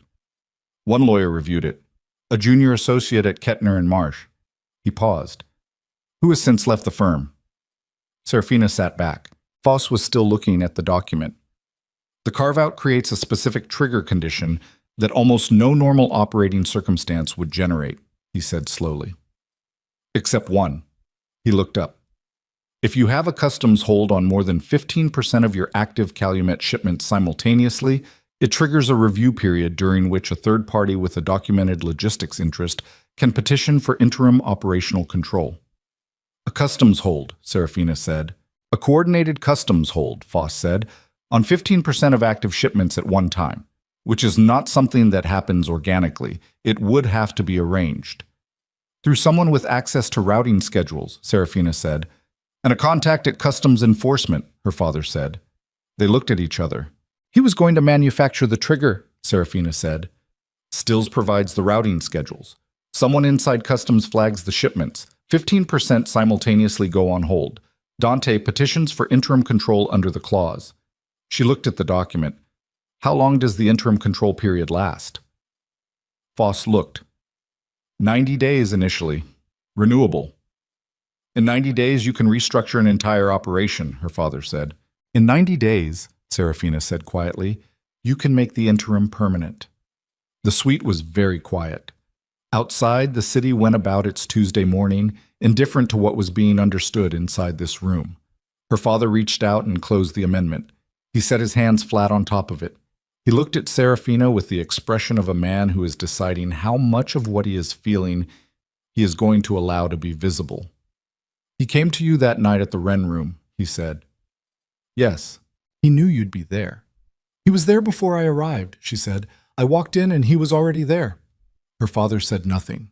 She thought about the bar, the amber light and the jazz and the specific unhurried quality of a man who had been waiting. The documentation delivered at midnight, the photographs, the financial transfers, the meeting transcripts, all accurate, all real, all perfectly chosen to point her toward exactly the decision he wanted her to make. She had told herself she was clear-eyed. She had run the numbers and assessed the risk and made the logical choice. She had been proud of that, the cold strategic clarity of it, the refusal to be naive. She had been managed. Not roughly, not stupidly. Expertly, by a man who had been building toward this moment for 2 years and had simply waited for the right event. Roman's cruelty, her walkout, the exposed vulnerability of a woman with a genuine problem and no obvious solution, to put himself in the room. Her phone buzzed on the desk where she'd set it. Dante again. She stared at the screen. The call went to voicemail. Then, after a moment, a text appeared beneath the missed call notification, and this one was longer than the others. The clause is real, and so is the threat. The Viscari organization has a customs contact. Name is Fowler, GS-14, O'Hare facility. He was activated last night. They are planning to trigger the hold within 72 hours. You need to move on Calumet before they do, or you lose it. I know you don't trust me right now. Do it anyway. She read it twice. Then she set the phone down and looked at her father and Foss across the table. How quickly can we restructure the Calumet operating agreement to remove the subordination clause? She said. Foss took his glasses down from his forehead and put them on. With the right legal team, 48 hours minimum. Realistically, 72. We have 72 hours, she said, maybe less. To do it alone, her father said carefully, without, yes, she said, alone. He looked at her for a moment, then he looked at Foss. What do you need? Foss opened his briefcase. For the next 4 hours they worked.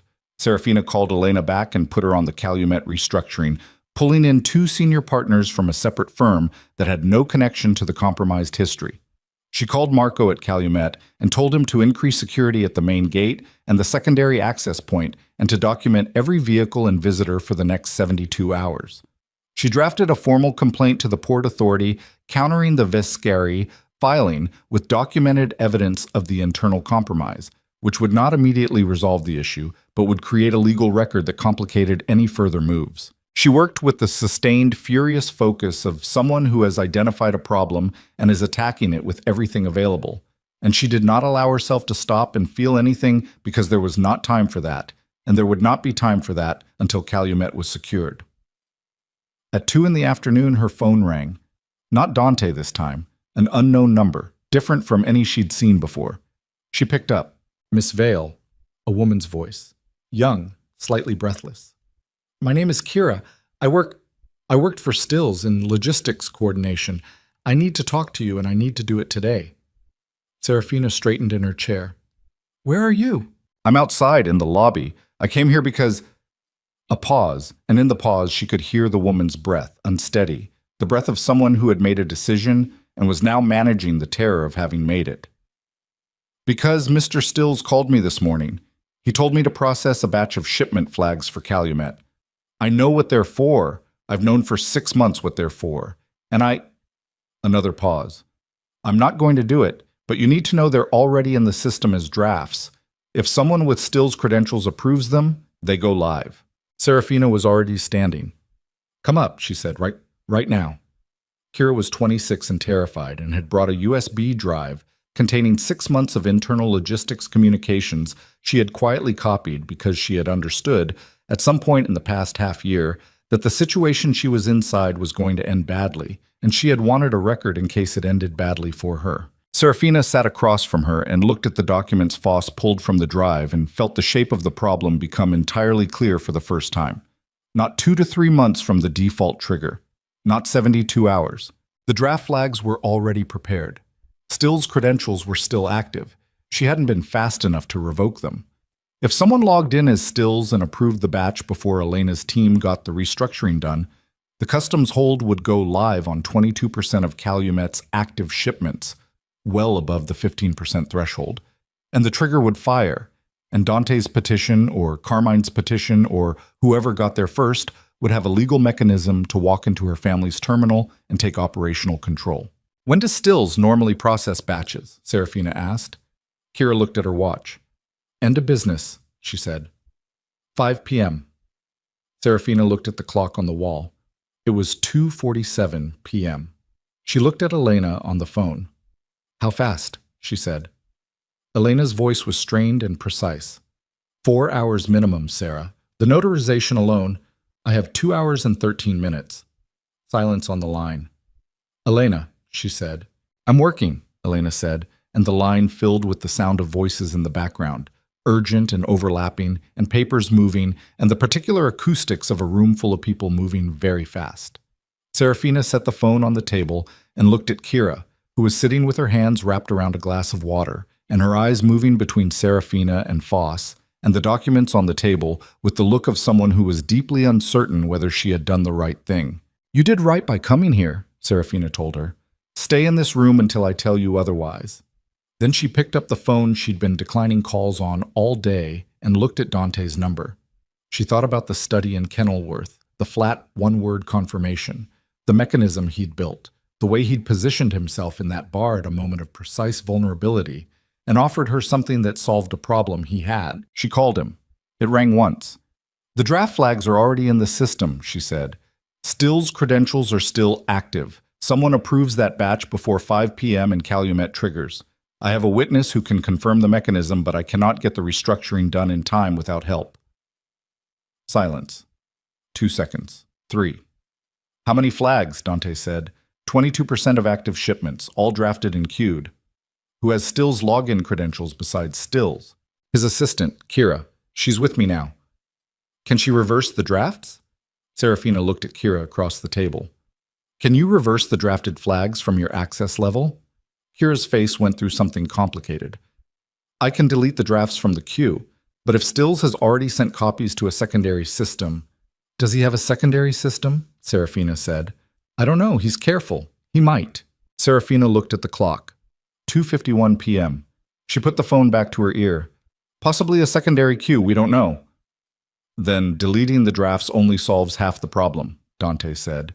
His voice had the quality she recognized now. Stripped down, operational, the register he used when he was moving fast through a problem. "You need Still's credentials revoked at the system administrator level. Who controls the Veil Logistics System Administration?" "It goes through our IT director." "Name?" "Haley Park." "Is she clean?" "She was hired 8 months ago. She never worked with Stills directly." Serafina was already moving toward her laptop on the desk. "She's at the Calumet facility today." "Get her on the phone. Revoke Still's credentials at the admin level and log out all active sessions under his account. Do it in the next 15 minutes. "That still doesn't solve the restructuring," Serafina said. "If the trigger has already been set in motion through a secondary channel we don't know about." "I'll handle the customs contact," Dante said. She stopped moving. "Fowler at O'Hare," he said. "I'll have someone at the facility within the hour. He will not be approving anything today." "You said Fowler was activated by the Viscaris." "He was. He's still a man with a price."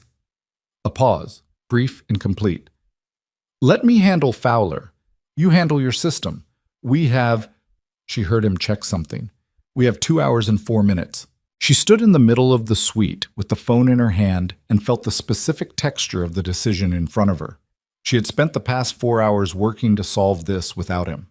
She had pulled Elena, Foss, Kira, Marco, 2 outside law firms, and her father's accountant into a restructuring operation that was moving as fast as it could and was not going to be fast enough. The math was the math. "If I let you handle Fowler," she said, "I need to know what that means." "It means Fowler doesn't approve the hold, that's all." "And what do you want for it?" A pause. "Nothing right now. We can have every other conversation later. Right now you have 2 hours. She looked at her father across the room. He was watching her with his hands flat on the table and his face holding the specific stillness of a man who had decided to let his daughter make this call and was honoring that decision even though it was costing him something. "Fowler," she said, "then we're done. I handle everything else." "Agreed." She hung up and called Haley Park. Haley picked up on the second ring and Serafina talked fast, giving her exactly what she needed without context or explanation, and Haley, who was young and precise and had clearly been waiting for something to do with the low-level wrongness she'd been sensing in the system for weeks, moved immediately. Serafina could hear her typing while they were still on the phone, the rapid flat percussion of someone who knew their system and was not wasting time. "Sessions terminated," Haley said 4 minutes later. "Credentials revoked at admin level. He cannot log in from any device." "Is there a secondary system? Anything that mirrors the logistics queue?" A pause, typing. "There's an archived backup that syncs every 6 hours. Last sync was at noon. If the drafts were in the queue before noon, they were, Kira said from across the table. Serafina looked at her. They were in before noon, she said to Haley. What does that mean? It means they're in the backup archive. Revoking his credentials stops him from approving them through the main system. But if there's a separate pathway to the archive, more typing. I'm locking the archive access now, restricting it to admin only. That should... A pause. That closes it. Nothing comes out of that archive without my approval or yours. Lock it and stay on it, Serafina said. Do not leave that terminal. I'm not going anywhere, Haley said. Serafina hung up and looked at the clock. 3:09 p.m. She looked at Elena's number on her phone. Elena picked up before the first ring finished. We're at the notarization stage, Elena said immediately before Serafina could speak. I've got a mobile notary coming to the office. 40 minutes? Maybe 35. The filing itself. Electronic submission to the Port Authority. Once it's notarized and signed, the filing takes 8 minutes. The amendment goes on record as superseded. A beat. Sarah, even if we file by 4:30, there's a review period before it's officially. How long is the review period? 48 hours standard, but the filing creates a legal encumbrance on the clause the moment it's recorded. Anyone trying to use it during the review period is acting against a document of record, which creates liability, Serafina said. Significant liability. A court would freeze any action taken against the clause during review. Elena's voice was strained but certain. If we get this filed before 5, you're protected. Not permanently, not finally, but protected enough. File it before 5, Serafina said. Working, Elena said. Serafina set the phone down. She looked at her father. She looked at Foss, who was still going through documents with the systematic focus of a man who processed crisis through precision. She looked at Kira, who had stopped looking terrified and had started looking like someone who had made a choice and was living inside it. What do you need from me? Kira said. A written statement, Serafina said. Everything you know. Dates, instructions, the names of anyone Stills communicated with about the flag batches. Everything. She slid a legal pad across the table. Start writing. Kira pulled the pad toward her and picked up the pen and started writing, and her handwriting was small and quick, and she did not stop to think between sentences, which meant she had been holding this for a long time, and it was coming out fast now that there was somewhere for it to go. Serafina walked to the window. The lake was the same gray it had been all day, low sky pressing down on the water, November doing what November did. She stood there and let herself feel, for 30 seconds, the full accumulated weight of the past 18 hours. The study in Kenilworth, Dante's flat confirmation, the drive back through the bare tree streets, the documents on the table, the clock moving, and then she put it down and turned back to the room. Her phone rang at 3:34 p.m. Not Dante, Roman. She stared at the screen for one beat, then she answered. I need to know if you're going to be okay, Roman said. No opener. No managed tone. His voice was raw in a way she hadn't heard it before, stripped of the performance she'd always been able to detect underneath his words. What do you want, Roman? I told you the truth this morning. I need to know it made a difference. It complicated things significantly, she said. Is that what you wanted to know? I want to know if Moretti is going to hurt you. Dante Moretti is not going to hurt me. He built a trap for your family's business, Roman said. He sat in a bar and offered to rescue you from a problem he created. That is not a man who... I'm aware of what he did, she said. I'm handling it. By trusting him to handle Fowler. She went still. How do you know about Fowler? Because my father has been using Fowler for 8 months, and I know every move Carmine has made in this situation. A pause. Serafina. If Dante calls Fowler off, it's because Fowler is more useful to him compliant than active. He's not doing it for you. He's doing it because he still wants Calumet, and he needs you functional to get it. She pressed her free hand flat against the window glass. The cold came through immediately, direct and clarifying. What is your point? She said. My point is that you are brilliant, and you are walking into the same situation again with a different man, and I am... He stopped. She could hear his breath on the line, slightly unsteady. I owe you something, after what I said. I know that doesn't make sense coming from me, but I owe you something, and this is what I have. She looked at the window. At the lake beyond the glass, gray and cold and indifferent to every human arrangement being made in its vicinity. Roman, she said, whatever your motivations are, I have the same information you just tried to give me, and I'm using it. I don't need you to protect me. I know you don't need me to, he said. That's not what this is. A long pause. You should have said that 8 months ago, she said, or 6, or 3.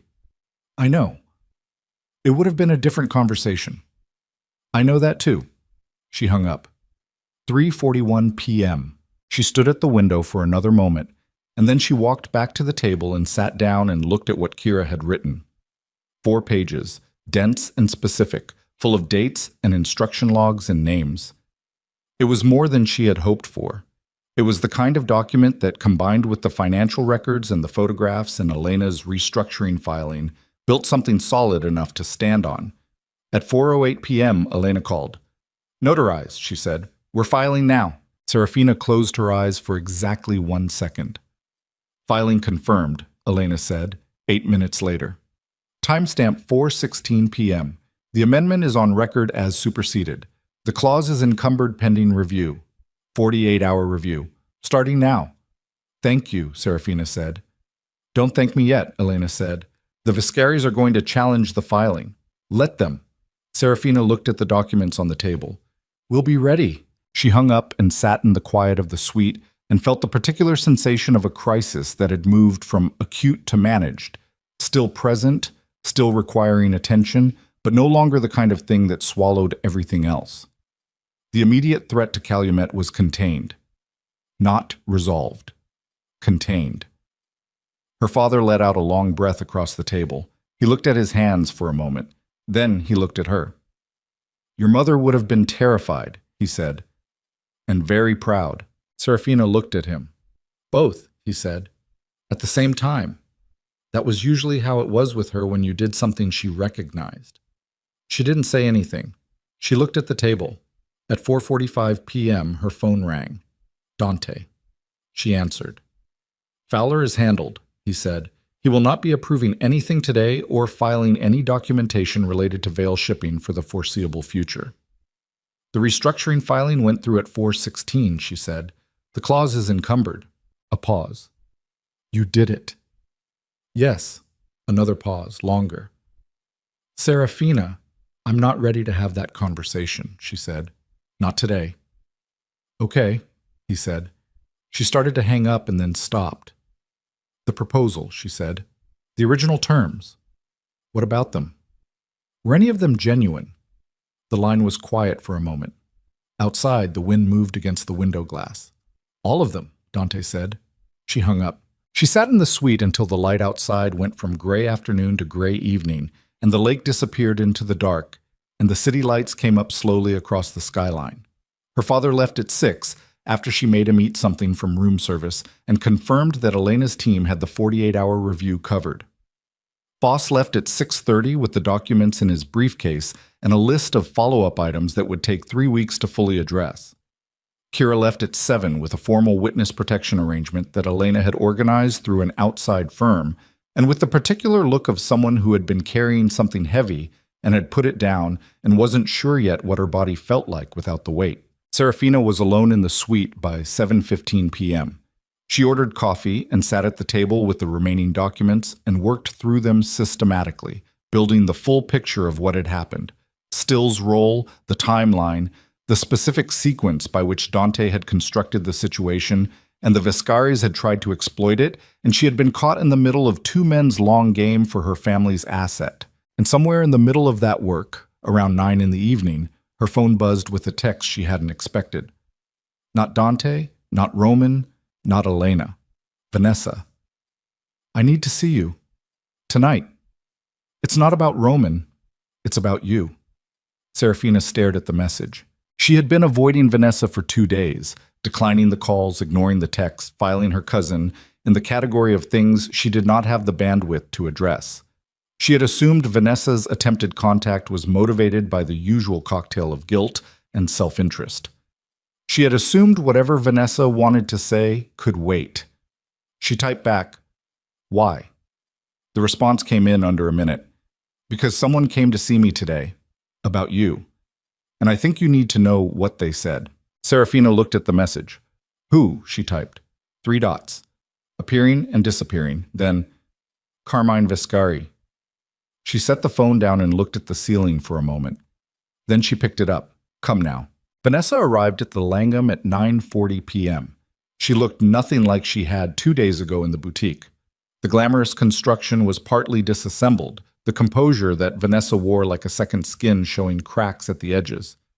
She was still beautiful. She was always going to be beautiful, but tonight she looked like what she was, a 32-year-old woman who had made choices she was currently living inside and finding more uncomfortable than anticipated. She walked into the suite and looked around at the documents on the table and the room service tray and Serafina sitting in her charcoal dress at the end of a very long day, and she opened her mouth. Before you say anything, Serafina said, I need you to understand that I don't have the energy tonight for an apology that's actually a defense. If that's what you came here to do, go home. Vanessa closed her mouth. Something in her face settled. That's not what I came to do. Then sit down. Vanessa sat. She set her bag on the floor and folded her hands on the table and looked at them for a moment. Then she looked at Serafina. Carmine came to my apartment this afternoon, she said, with Sal Mancini. They were there for 40 minutes, she paused. He knows about the filing. He knows the clause is encumbered.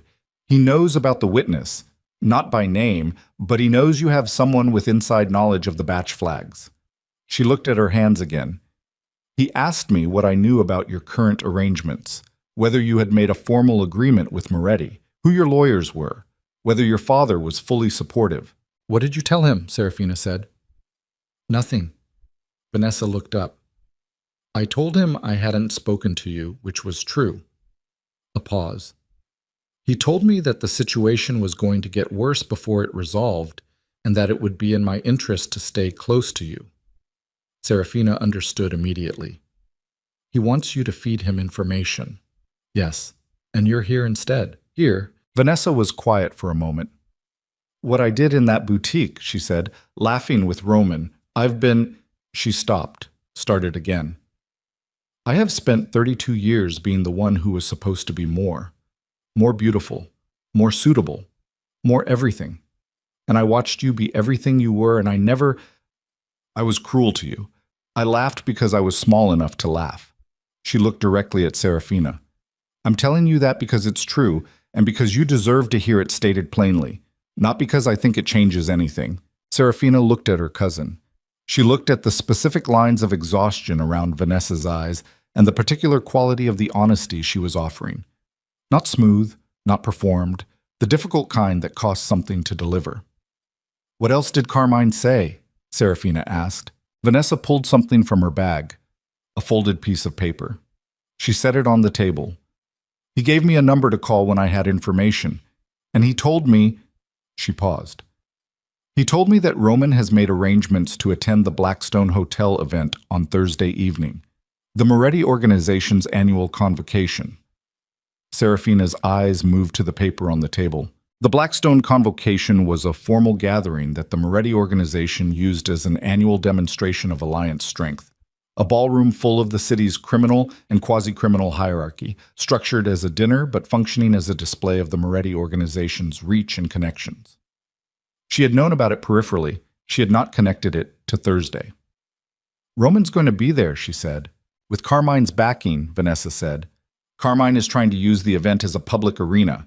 If Roman appears there on Thursday, supported by Carmine and the South Syndicate, and you're not visibly aligned with Moretti, if the alliance looks uncertain, it sends a message to every organization in that room. That the Moretti-Vale arrangement is unstable, Serafina said. That you're available, Vanessa said, to pressure, to approach, to negotiate around. Serafina looked at the piece of paper on the table. She thought about Thursday. She thought about Elena's 48-hour review window, which ended Thursday morning. She thought about Dante's text, all of them, and what she had said in response, which was nothing, because she had hung up. You're saying Carmine is planning to use Thursday as the arena for a public challenge, she said.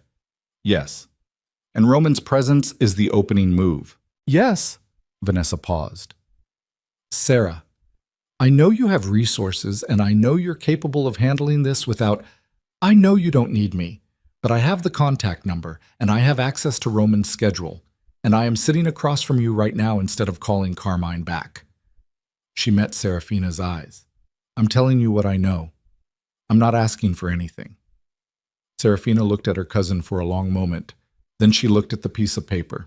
Then she looked at the window, at the city going on outside in its indifferent November night, and she felt the decision taking shape beneath her with the same architectural certainty as every other decision she'd made in the past 48 hours, cold and logical and demanding, asking her to be precise about what she was willing to do and what she was willing to become and what she was willing to accept.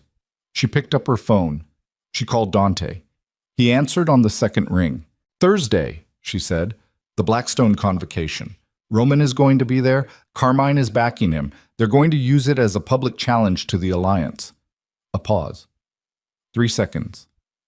I know, Dante said. You knew. I found out this afternoon. And you didn't tell me. I was waiting for you to be ready to have the conversation you said you weren't ready for. She breathed through that for a moment. I'm going to be there Thursday, she said, at the Blackstone. Whatever we are, and whatever you did and whatever conversation we still need to have, I am going to be there because Carmine Vescari is planning to use that room to dismantle everything I've spent the past 2 days building, and I am not going to let that happen. Silence on the line. I need you to understand something, she said. I am not doing this because I've forgiven what you did. I'm doing this because it is the strategic move, and because I refuse to let Carmine Vescari win in a room full of people who are watching. She paused. Those are my reasons. They're the only ones I'm offering right now. Dante was quiet for a moment. Understood, he said. And Dante, her voice went flat and direct. When it's over, when Thursday is done and Calumet is secured and Carmine has been answered, you and I are going to sit in a room and you are going to tell me every single thing you decided and why you decided it, from the beginning, all of it. Yes, he said. If any of it contradicts what you've already told me, we're done. I know, he said. She ended the call. She looked at Vanessa, who had been sitting very still across the table through the entire conversation with the expression of someone witnessing something they had not expected. Thursday, Serafina said, I'm going to need a dress. Vanessa stared at her for a moment. Then, slowly, something happened in her face that was not quite a smile, but was the immediate precursor to one. I know someone, she said. Of course you do. She's the best in the city. She'd better be. Serafina stood, pushing back from the table. Because Carmine Vescari is going to be in that ballroom, and Roman is going to be in that room, and every organization in Chicago that matters is going to be watching, and I am going to walk into that space, and I am going to make sure that every single person in that building understands, without any possible ambiguity, exactly who I am and exactly where I stand. She looked at the city outside the window, the lights, the dark water of the lake beyond them, the skyline burning against the November night. Thursday, she said, more to herself than to Vanessa. And somewhere across the city, in a room she hadn't seen, Carmine Vescari was already preparing for a public execution that he did not yet understand he had already lost, because he had spent 30 years reading power as something that announced itself in a certain register, loud, male, armored. And he had never once. The dress was black with gold embroidery at the bodice and along the hem, and it had taken Vanessa's contact, a woman named Priya, who worked out of a studio in the West Loop and did not sleep when there was a deadline.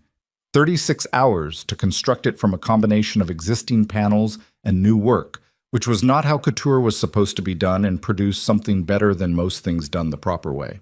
Serafina stood in Priya's studio at 4 in the afternoon on Thursday and looked at herself in the long mirror while Priya made the final adjustment at the left shoulder seam. And she did not look at her body the way she used to look at it, with the assessing, apologetic eye of someone checking what needed to be managed or concealed. She looked at it the way you look at something that has carried you through something difficult, with a kind of recognition. The gold caught the studio light and held it. Done, Priya said, stepping back. Serafina looked at herself for one more moment. Then she reached for her coat. The Blackstone Hotel was on South Michigan, 12 blocks from the Langham, and by 6:30 in the evening it was lit from within like something that had decided to be visible. Cars moving in a slow procession up to the entrance. Men in dark suits. Women in the careful, expensive constructions of people who understood that appearance in this world was a form of communication and chose their vocabulary accordingly. Serafina arrived at 7:02 p.m. She had not told Dante what time she was coming. She had not coordinated the entrance or discussed optics or asked for anything beyond what she'd already asked for on the phone Tuesday night. His presence and the conversation they still needed to have on the other side of this. She walked in alone. The lobby of the Blackstone was grand in the specific way of buildings that had survived long enough to become history. Marble floors, high ceilings, the particular quality of light that came from chandeliers that were not decorative additions but original features of the architecture. The convocation was in the main ballroom on the second floor, and the sound of it reached the lobby before the elevator did. The low accumulation of several hundred voices in a space designed to carry sound. She took the stairs. She was aware of herself on the staircase in a way she was not usually aware of herself. The weight of the dress, the specific sound of her heels on the marble, the way the gold embroidery caught the light from the sconces along the wall. She was aware of it, and she did not diminish it, which was itself a decision, maybe the most significant decision of the past 72 hours. She pushed open the ballroom door.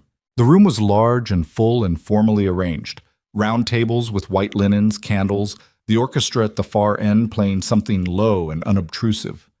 300 people, maybe more, distributed across the tables and the periphery, in the elaborate choreography of powerful people performing ease, the Moretti organization's annual display of reach. She stood at the top of the short staircase that descended from the entrance to the ballroom floor. The room did not stop. It was not a dramatic pause, not the movie version where all heads turn simultaneously and the music cuts. It was more gradual than that and more real. A ripple moving outward from the entrance, one person noticing and then the person beside them, conversations pausing and resuming and pausing again at a slightly different register, attention shifting and relocating until a meaningful portion of the room was aware, without appearing to be aware, of the woman in the black and gold dress who had just walked in. She went down the stairs. She saw Carmine Viscari first. He was at a table near the center of the room, flanked by Sal Mancini and two men she recognized as senior figures from the South Side structure. He had seen her the moment she came through the door. She could tell by the particular stillness that had settled over him, the stillness of a man recalibrating. Beside him, Roman was already looking at her with an expression that had passed through surprise and landed somewhere more complicated. She did not look at either of them, not yet. She was looking for Dante. She found him at the far end of the room, near the window wall that looked out over South Michigan, standing with a small group that included two men she recognized as senior Moretti figures and one she didn't. He was in a black tuxedo, and he was already looking at her when she located him, which meant he had seen her come in, which meant he had been watching for her. He said something brief to the men beside him, and then he moved. He walked across the ballroom floor toward her with the unhurried certainty of a man who had long since stopped performing anything for any room, and the specific quality of his attention, the way it was entirely on her, not on the room around her, not on the audience, entirely on her, was something she felt before he reached her. He stopped in front of her. He looked at her, the gray eyes taking in the dress, the gold, the set of her jaw, everything. Something moved across his face that was not contained quickly enough. "You came alone," he said. "I walked in alone," she said. "That's different." He looked at her for another moment, then he extended his hand. She looked at his hand, the faded scar across the back of it, the absolute steadiness of it. She took it. The room observed this. She could feel the observation without looking at it. The recalibration happening across 300 people simultaneously. The specific social seismograph of a room full of people who understood what was being communicated by two people's hands in a particular ballroom at a particular moment. They walked toward the center of the room together. Carmine stood up. He didn't come toward them immediately. He stood at his table with his hands at his sides, and he looked at Serafina and Dante moving through the ballroom with the expression of a man watching something he had planned for and prepared against, and had still underestimated. Roman stayed seated. He was looking at the table. Dante stopped walking when they reached a position that was neither confrontational nor avoidant, simply present, visible, central, The position of people who had nothing to explain and no need to seek permission. He said something to a passing server who nodded and moved away. Within 90 seconds, a man appeared at Serafina's left shoulder. Not Dante's people, her people. She recognized him as one of Marco's Calumet security team. And then a second, and she understood that Dante had arranged for her security personnel to be in the building without telling her, which she would address later and was grateful for now. Carmine crossed the room. He moved with the deliberate pace of a man choosing not to hurry because hurrying would communicate the wrong thing. Mancini came with him, and the two Southside figures stayed at the table. Roman stood up, finally, and followed at a slight remove, which told her something about the current state of the relationship between father and son. The four of them, Carmine, Mancini, Dante, Serafina, converged in a space near the edge of the dance floor, outside the immediate proximity of any table, which gave the conversation a semi-private quality within the public room. An island of direct confrontation surrounded by a sea of strategic inattention. "Miss Vale," Carmine said. His voice was the patient voice from the phone call. He had decided to begin with performance. "You look remarkable." "Thank you," Serafina said. He looked at Dante. "I didn't realize we'd be having this conversation here." "You chose the venue," Dante said. "You arranged for Roman to be here tonight as a statement. I'm simply responding to the statement you made." Carmine's jaw moved slightly. "Roman is here because he was invited, same as Carmine," Dante said. The patience in his voice was of a different quality than Carmine's. Not performed, not managed. Simply present the way gravity was present. "Let's not do this part." A pause. "The Calumet clause is encumbered," Serafina said. She kept her voice conversational, pitched for the four of them, and not the room. "The restructuring filing went on record yesterday at 4:16 p.m. Your customs contact at O'Hare has been made unavailable for the foreseeable future. The 3 employees you were running inside my organization have been separated from Vale operations." She looked at him directly. "Every mechanism you built over the past 18 months has been dismantled or neutralized." Carmine looked at her. "The Hong Kong arrangement," she continued, "is now a documented part of a formal complaint filed with the Port Authority and the Chicago Commercial Crimes Division this morning. Kira's written statement, corroborated by 6 months of communications records, outlines the full scope of the coordination between your organization and Vale personnel." She paused. "I'm not filing criminal charges at this time. That's a decision I've made. It can be unmade." The patience in Carmine's face had thinned to something else. Not anger. He was too experienced for open anger in this room. Something more like the expression of a man standing on ground that had shifted and was deciding how to redistribute his weight. "What do you want?" he said. "Complete withdrawal," Serafina said. "Formal and final. No further action against Vale assets, personnel, or operations. A written agreement signed by you and Sal acknowledging the dissolution of any claim or arrangement regarding Calumet or any other Vale facility." She paused. "In exchange, the Port Authority complaint remains at its current stage and goes no further." "You're asking me to sign away 30 years of positioning," Carmine said. "In a ballroom." "I'm giving you the option of doing it quietly," she said, "instead of publicly." His eyes moved to Dante. "And Moretti gets the ports." "The Vale organization enters a formal alliance with the Moretti organization on terms that preserve Vale operational autonomy," she said. "That's a separate matter, and it's already in process." "You trust him," Carmine said. There was something almost genuine in how he said it, not mockery, something more like the bemused incomprehension of a man who had operated on cynicism for so long that sincerity looked like a tactical error. After everything, "I don't fully trust him yet," Serafina said. "We're working on it." She held Carmine's eyes. "I don't need to trust someone completely to understand that our interests align. That's your model, isn't it? That's how you've operated for 30 years. I'm just applying it." Carmine looked at her for a long moment. He looked at Dante. He looked back at her. Then he looked at Mancini. Mancini gave a small, barely perceptible nod. "I'll want my own lawyer present," Carmine said. "Of course," Serafina said. "Elena Marsh will have the agreement ready to sign by 10 o'clock. You can bring whoever you need." Carmine held her gaze for one final beat. The assessment of a man who had built and lost and was deciding what to build next. And then he inclined his head, the minimal gesture of a man conceding on his own terms because all the other terms had been taken off the table. He turned and walked back to his table. Mancini followed. Serafina let out a breath she had been holding for the past 4 minutes in a controlled and invisible way. Then she looked at Roman. He had stayed. He was standing 4 feet away with his hands in his jacket pockets and his face wearing the specific expression she had watched it move through over the course of the past 4 days. Managed, then cracked, then open in ways she had not expected. Now something quieter.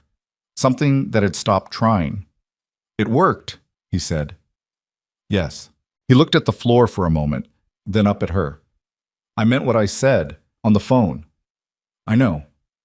That doesn't fix anything." "No," she agreed. He was quiet for a moment. He looked at her the way people sometimes looked at things they understood they had permanently lost through their own actions, not with the hope of retrieval, but with something that was paying the specific cost of genuine recognition. "The woman I described in that boutique," he said. His voice was low and flat and honest. "She doesn't exist. I invented her because I needed a version of you that was smaller than me. I needed that to be true." He paused. "It wasn't true." Serafina looked at him. "Take care of yourself, Roman," she said. She turned away.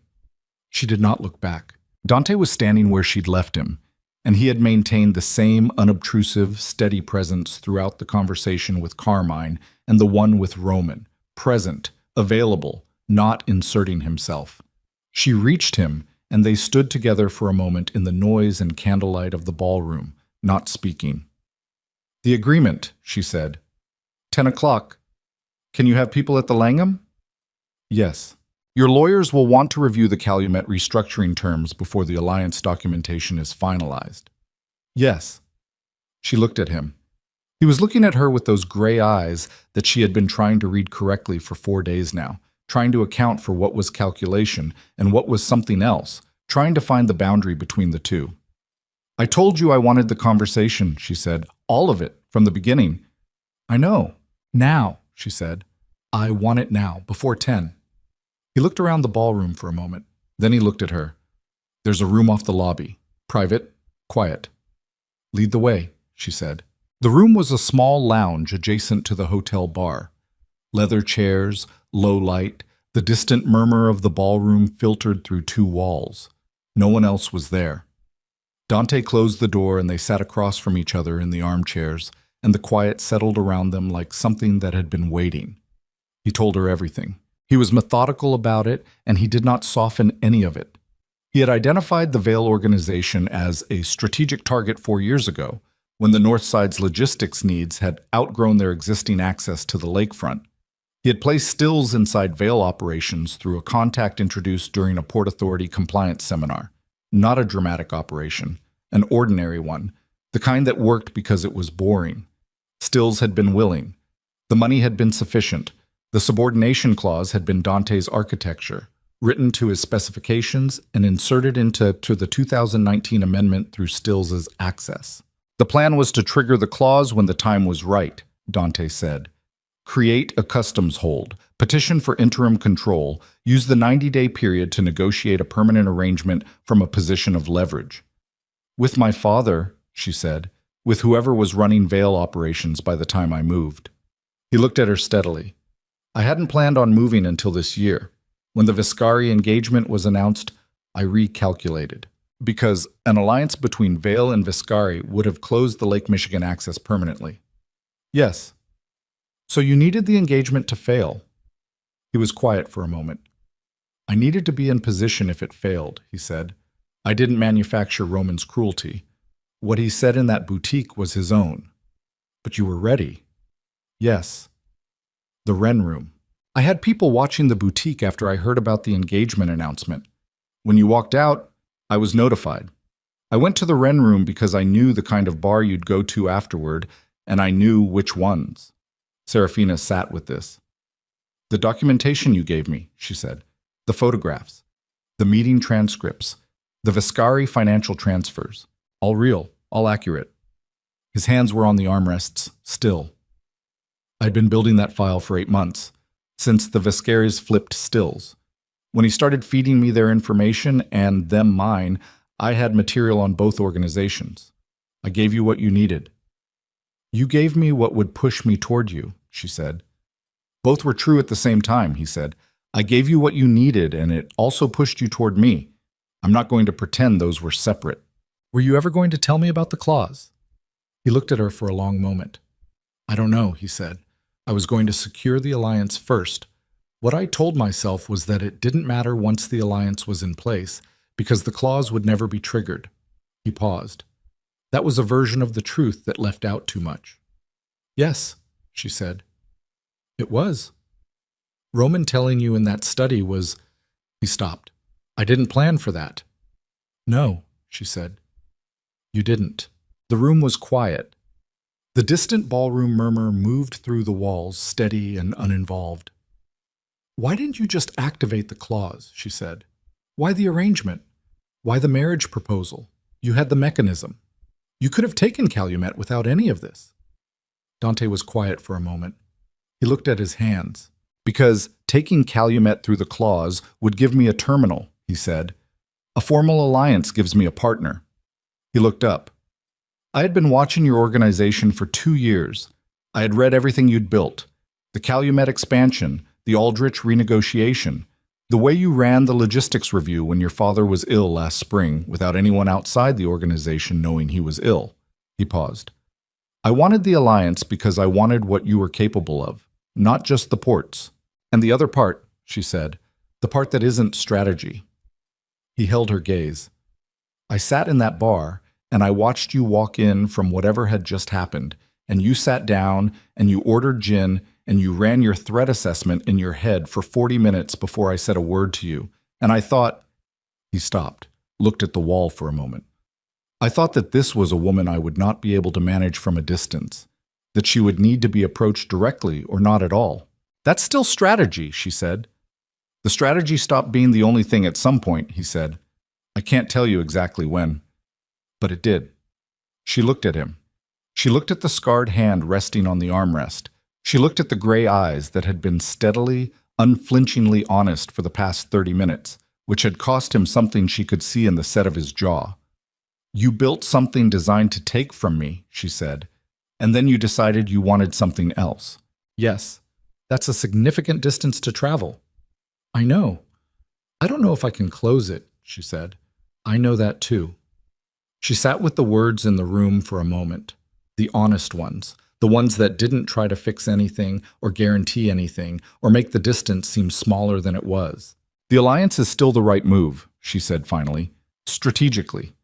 The terms are sound and the protection is real, and it's the best structural option for Veil operations in this environment. She looked at him.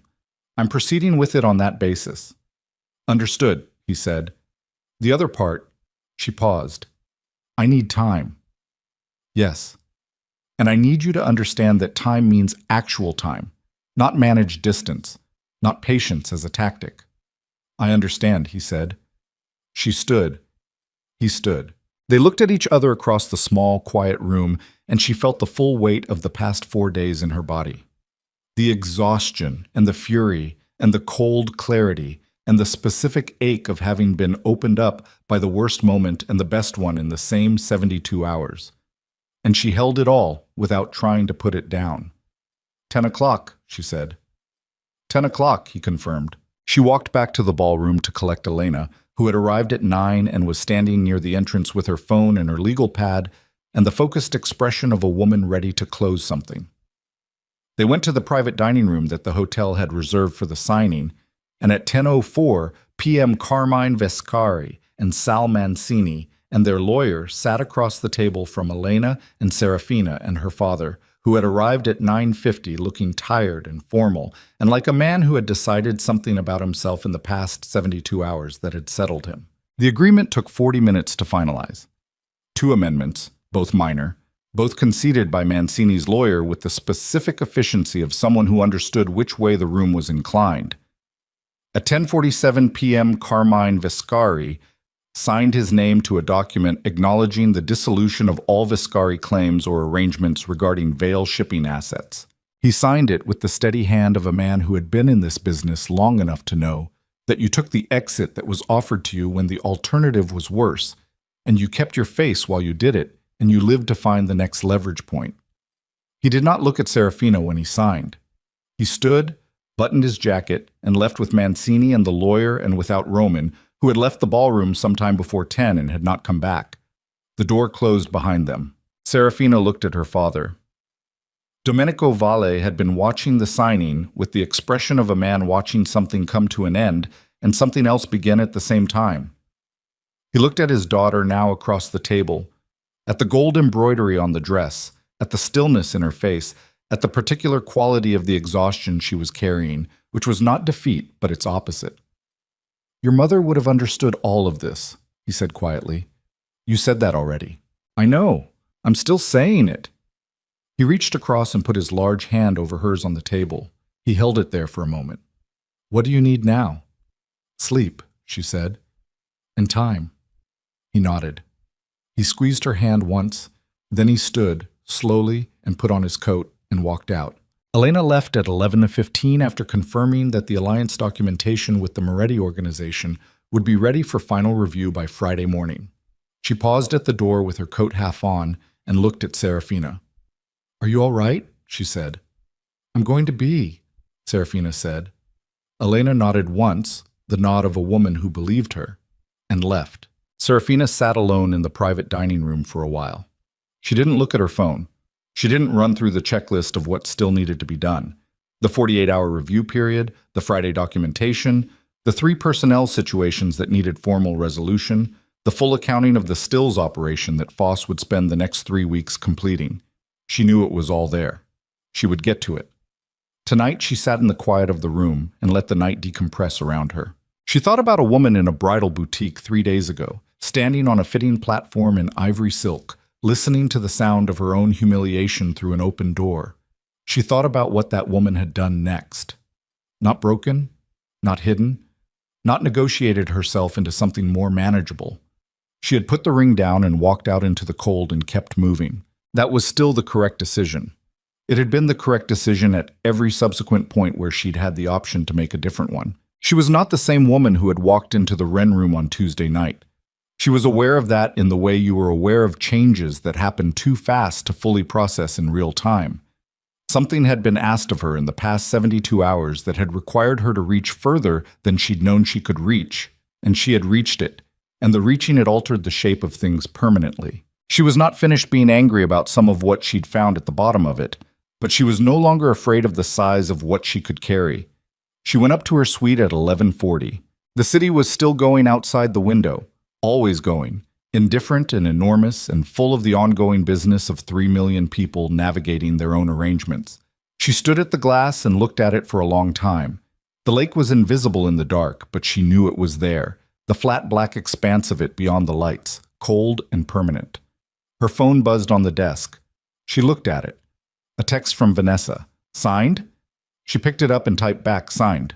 3 dots. Then, good, get some sleep. She set the phone down. She went to the window and stood there in the black and gold dress with the city laid out below her, and she thought about Dante Moretti sitting across from her in the small lounge off the ballroom lobby, telling her things that cost him something to tell. And she thought about what she had said in return. I need time. Actual time. And she thought that this was perhaps the most honest exchange she had ever had with a man who wanted something from her. She did not know what she was going to do with the honesty of it. She knew she was going to find out. She reached back and unclasped the hook at the nape of her neck, the same gesture she had made in the boutique on Oak Street 3 nights and an entire lifetime ago. And she let the black and gold dress fall. She stood at the window for a moment in the November dark, just herself, and she looked at the city. Then she went to sleep. In the morning, the review period was still running, and Elena's team was at their desks, and Foss was at his, and Marco was at the Calumet Gate, and Haley Park was at her terminal, and Kira was in a temporary apartment arranged by Elena's outside firm, and her father was at the Calumet facility in person, because he had decided, in the way of a man revising his habits, that he should be there himself. And Serafina Vale woke up at 7:15 and made coffee and sat at the suites table with the city gray and quiet outside and read through the alliance documentation that Elena had sent at 6 a.m. All the terms, clean and direct, section by section. and she read it the way she read everything, with full attention, without deference, looking for what was there and what was missing and what it would cost and what it was worth. At the bottom of the last page, below the signature line, Elena had attached a note in her own handwriting. 3 words. It's a good deal. Serafina looked at the note. She thought about all the things a good deal cost, the sleepless nights and the cold clarity and the particular price of knowing things about yourself that you couldn't unknow, the price of reaching and finding you could reach further than you'd expected, and understanding that now it would always be expected of you.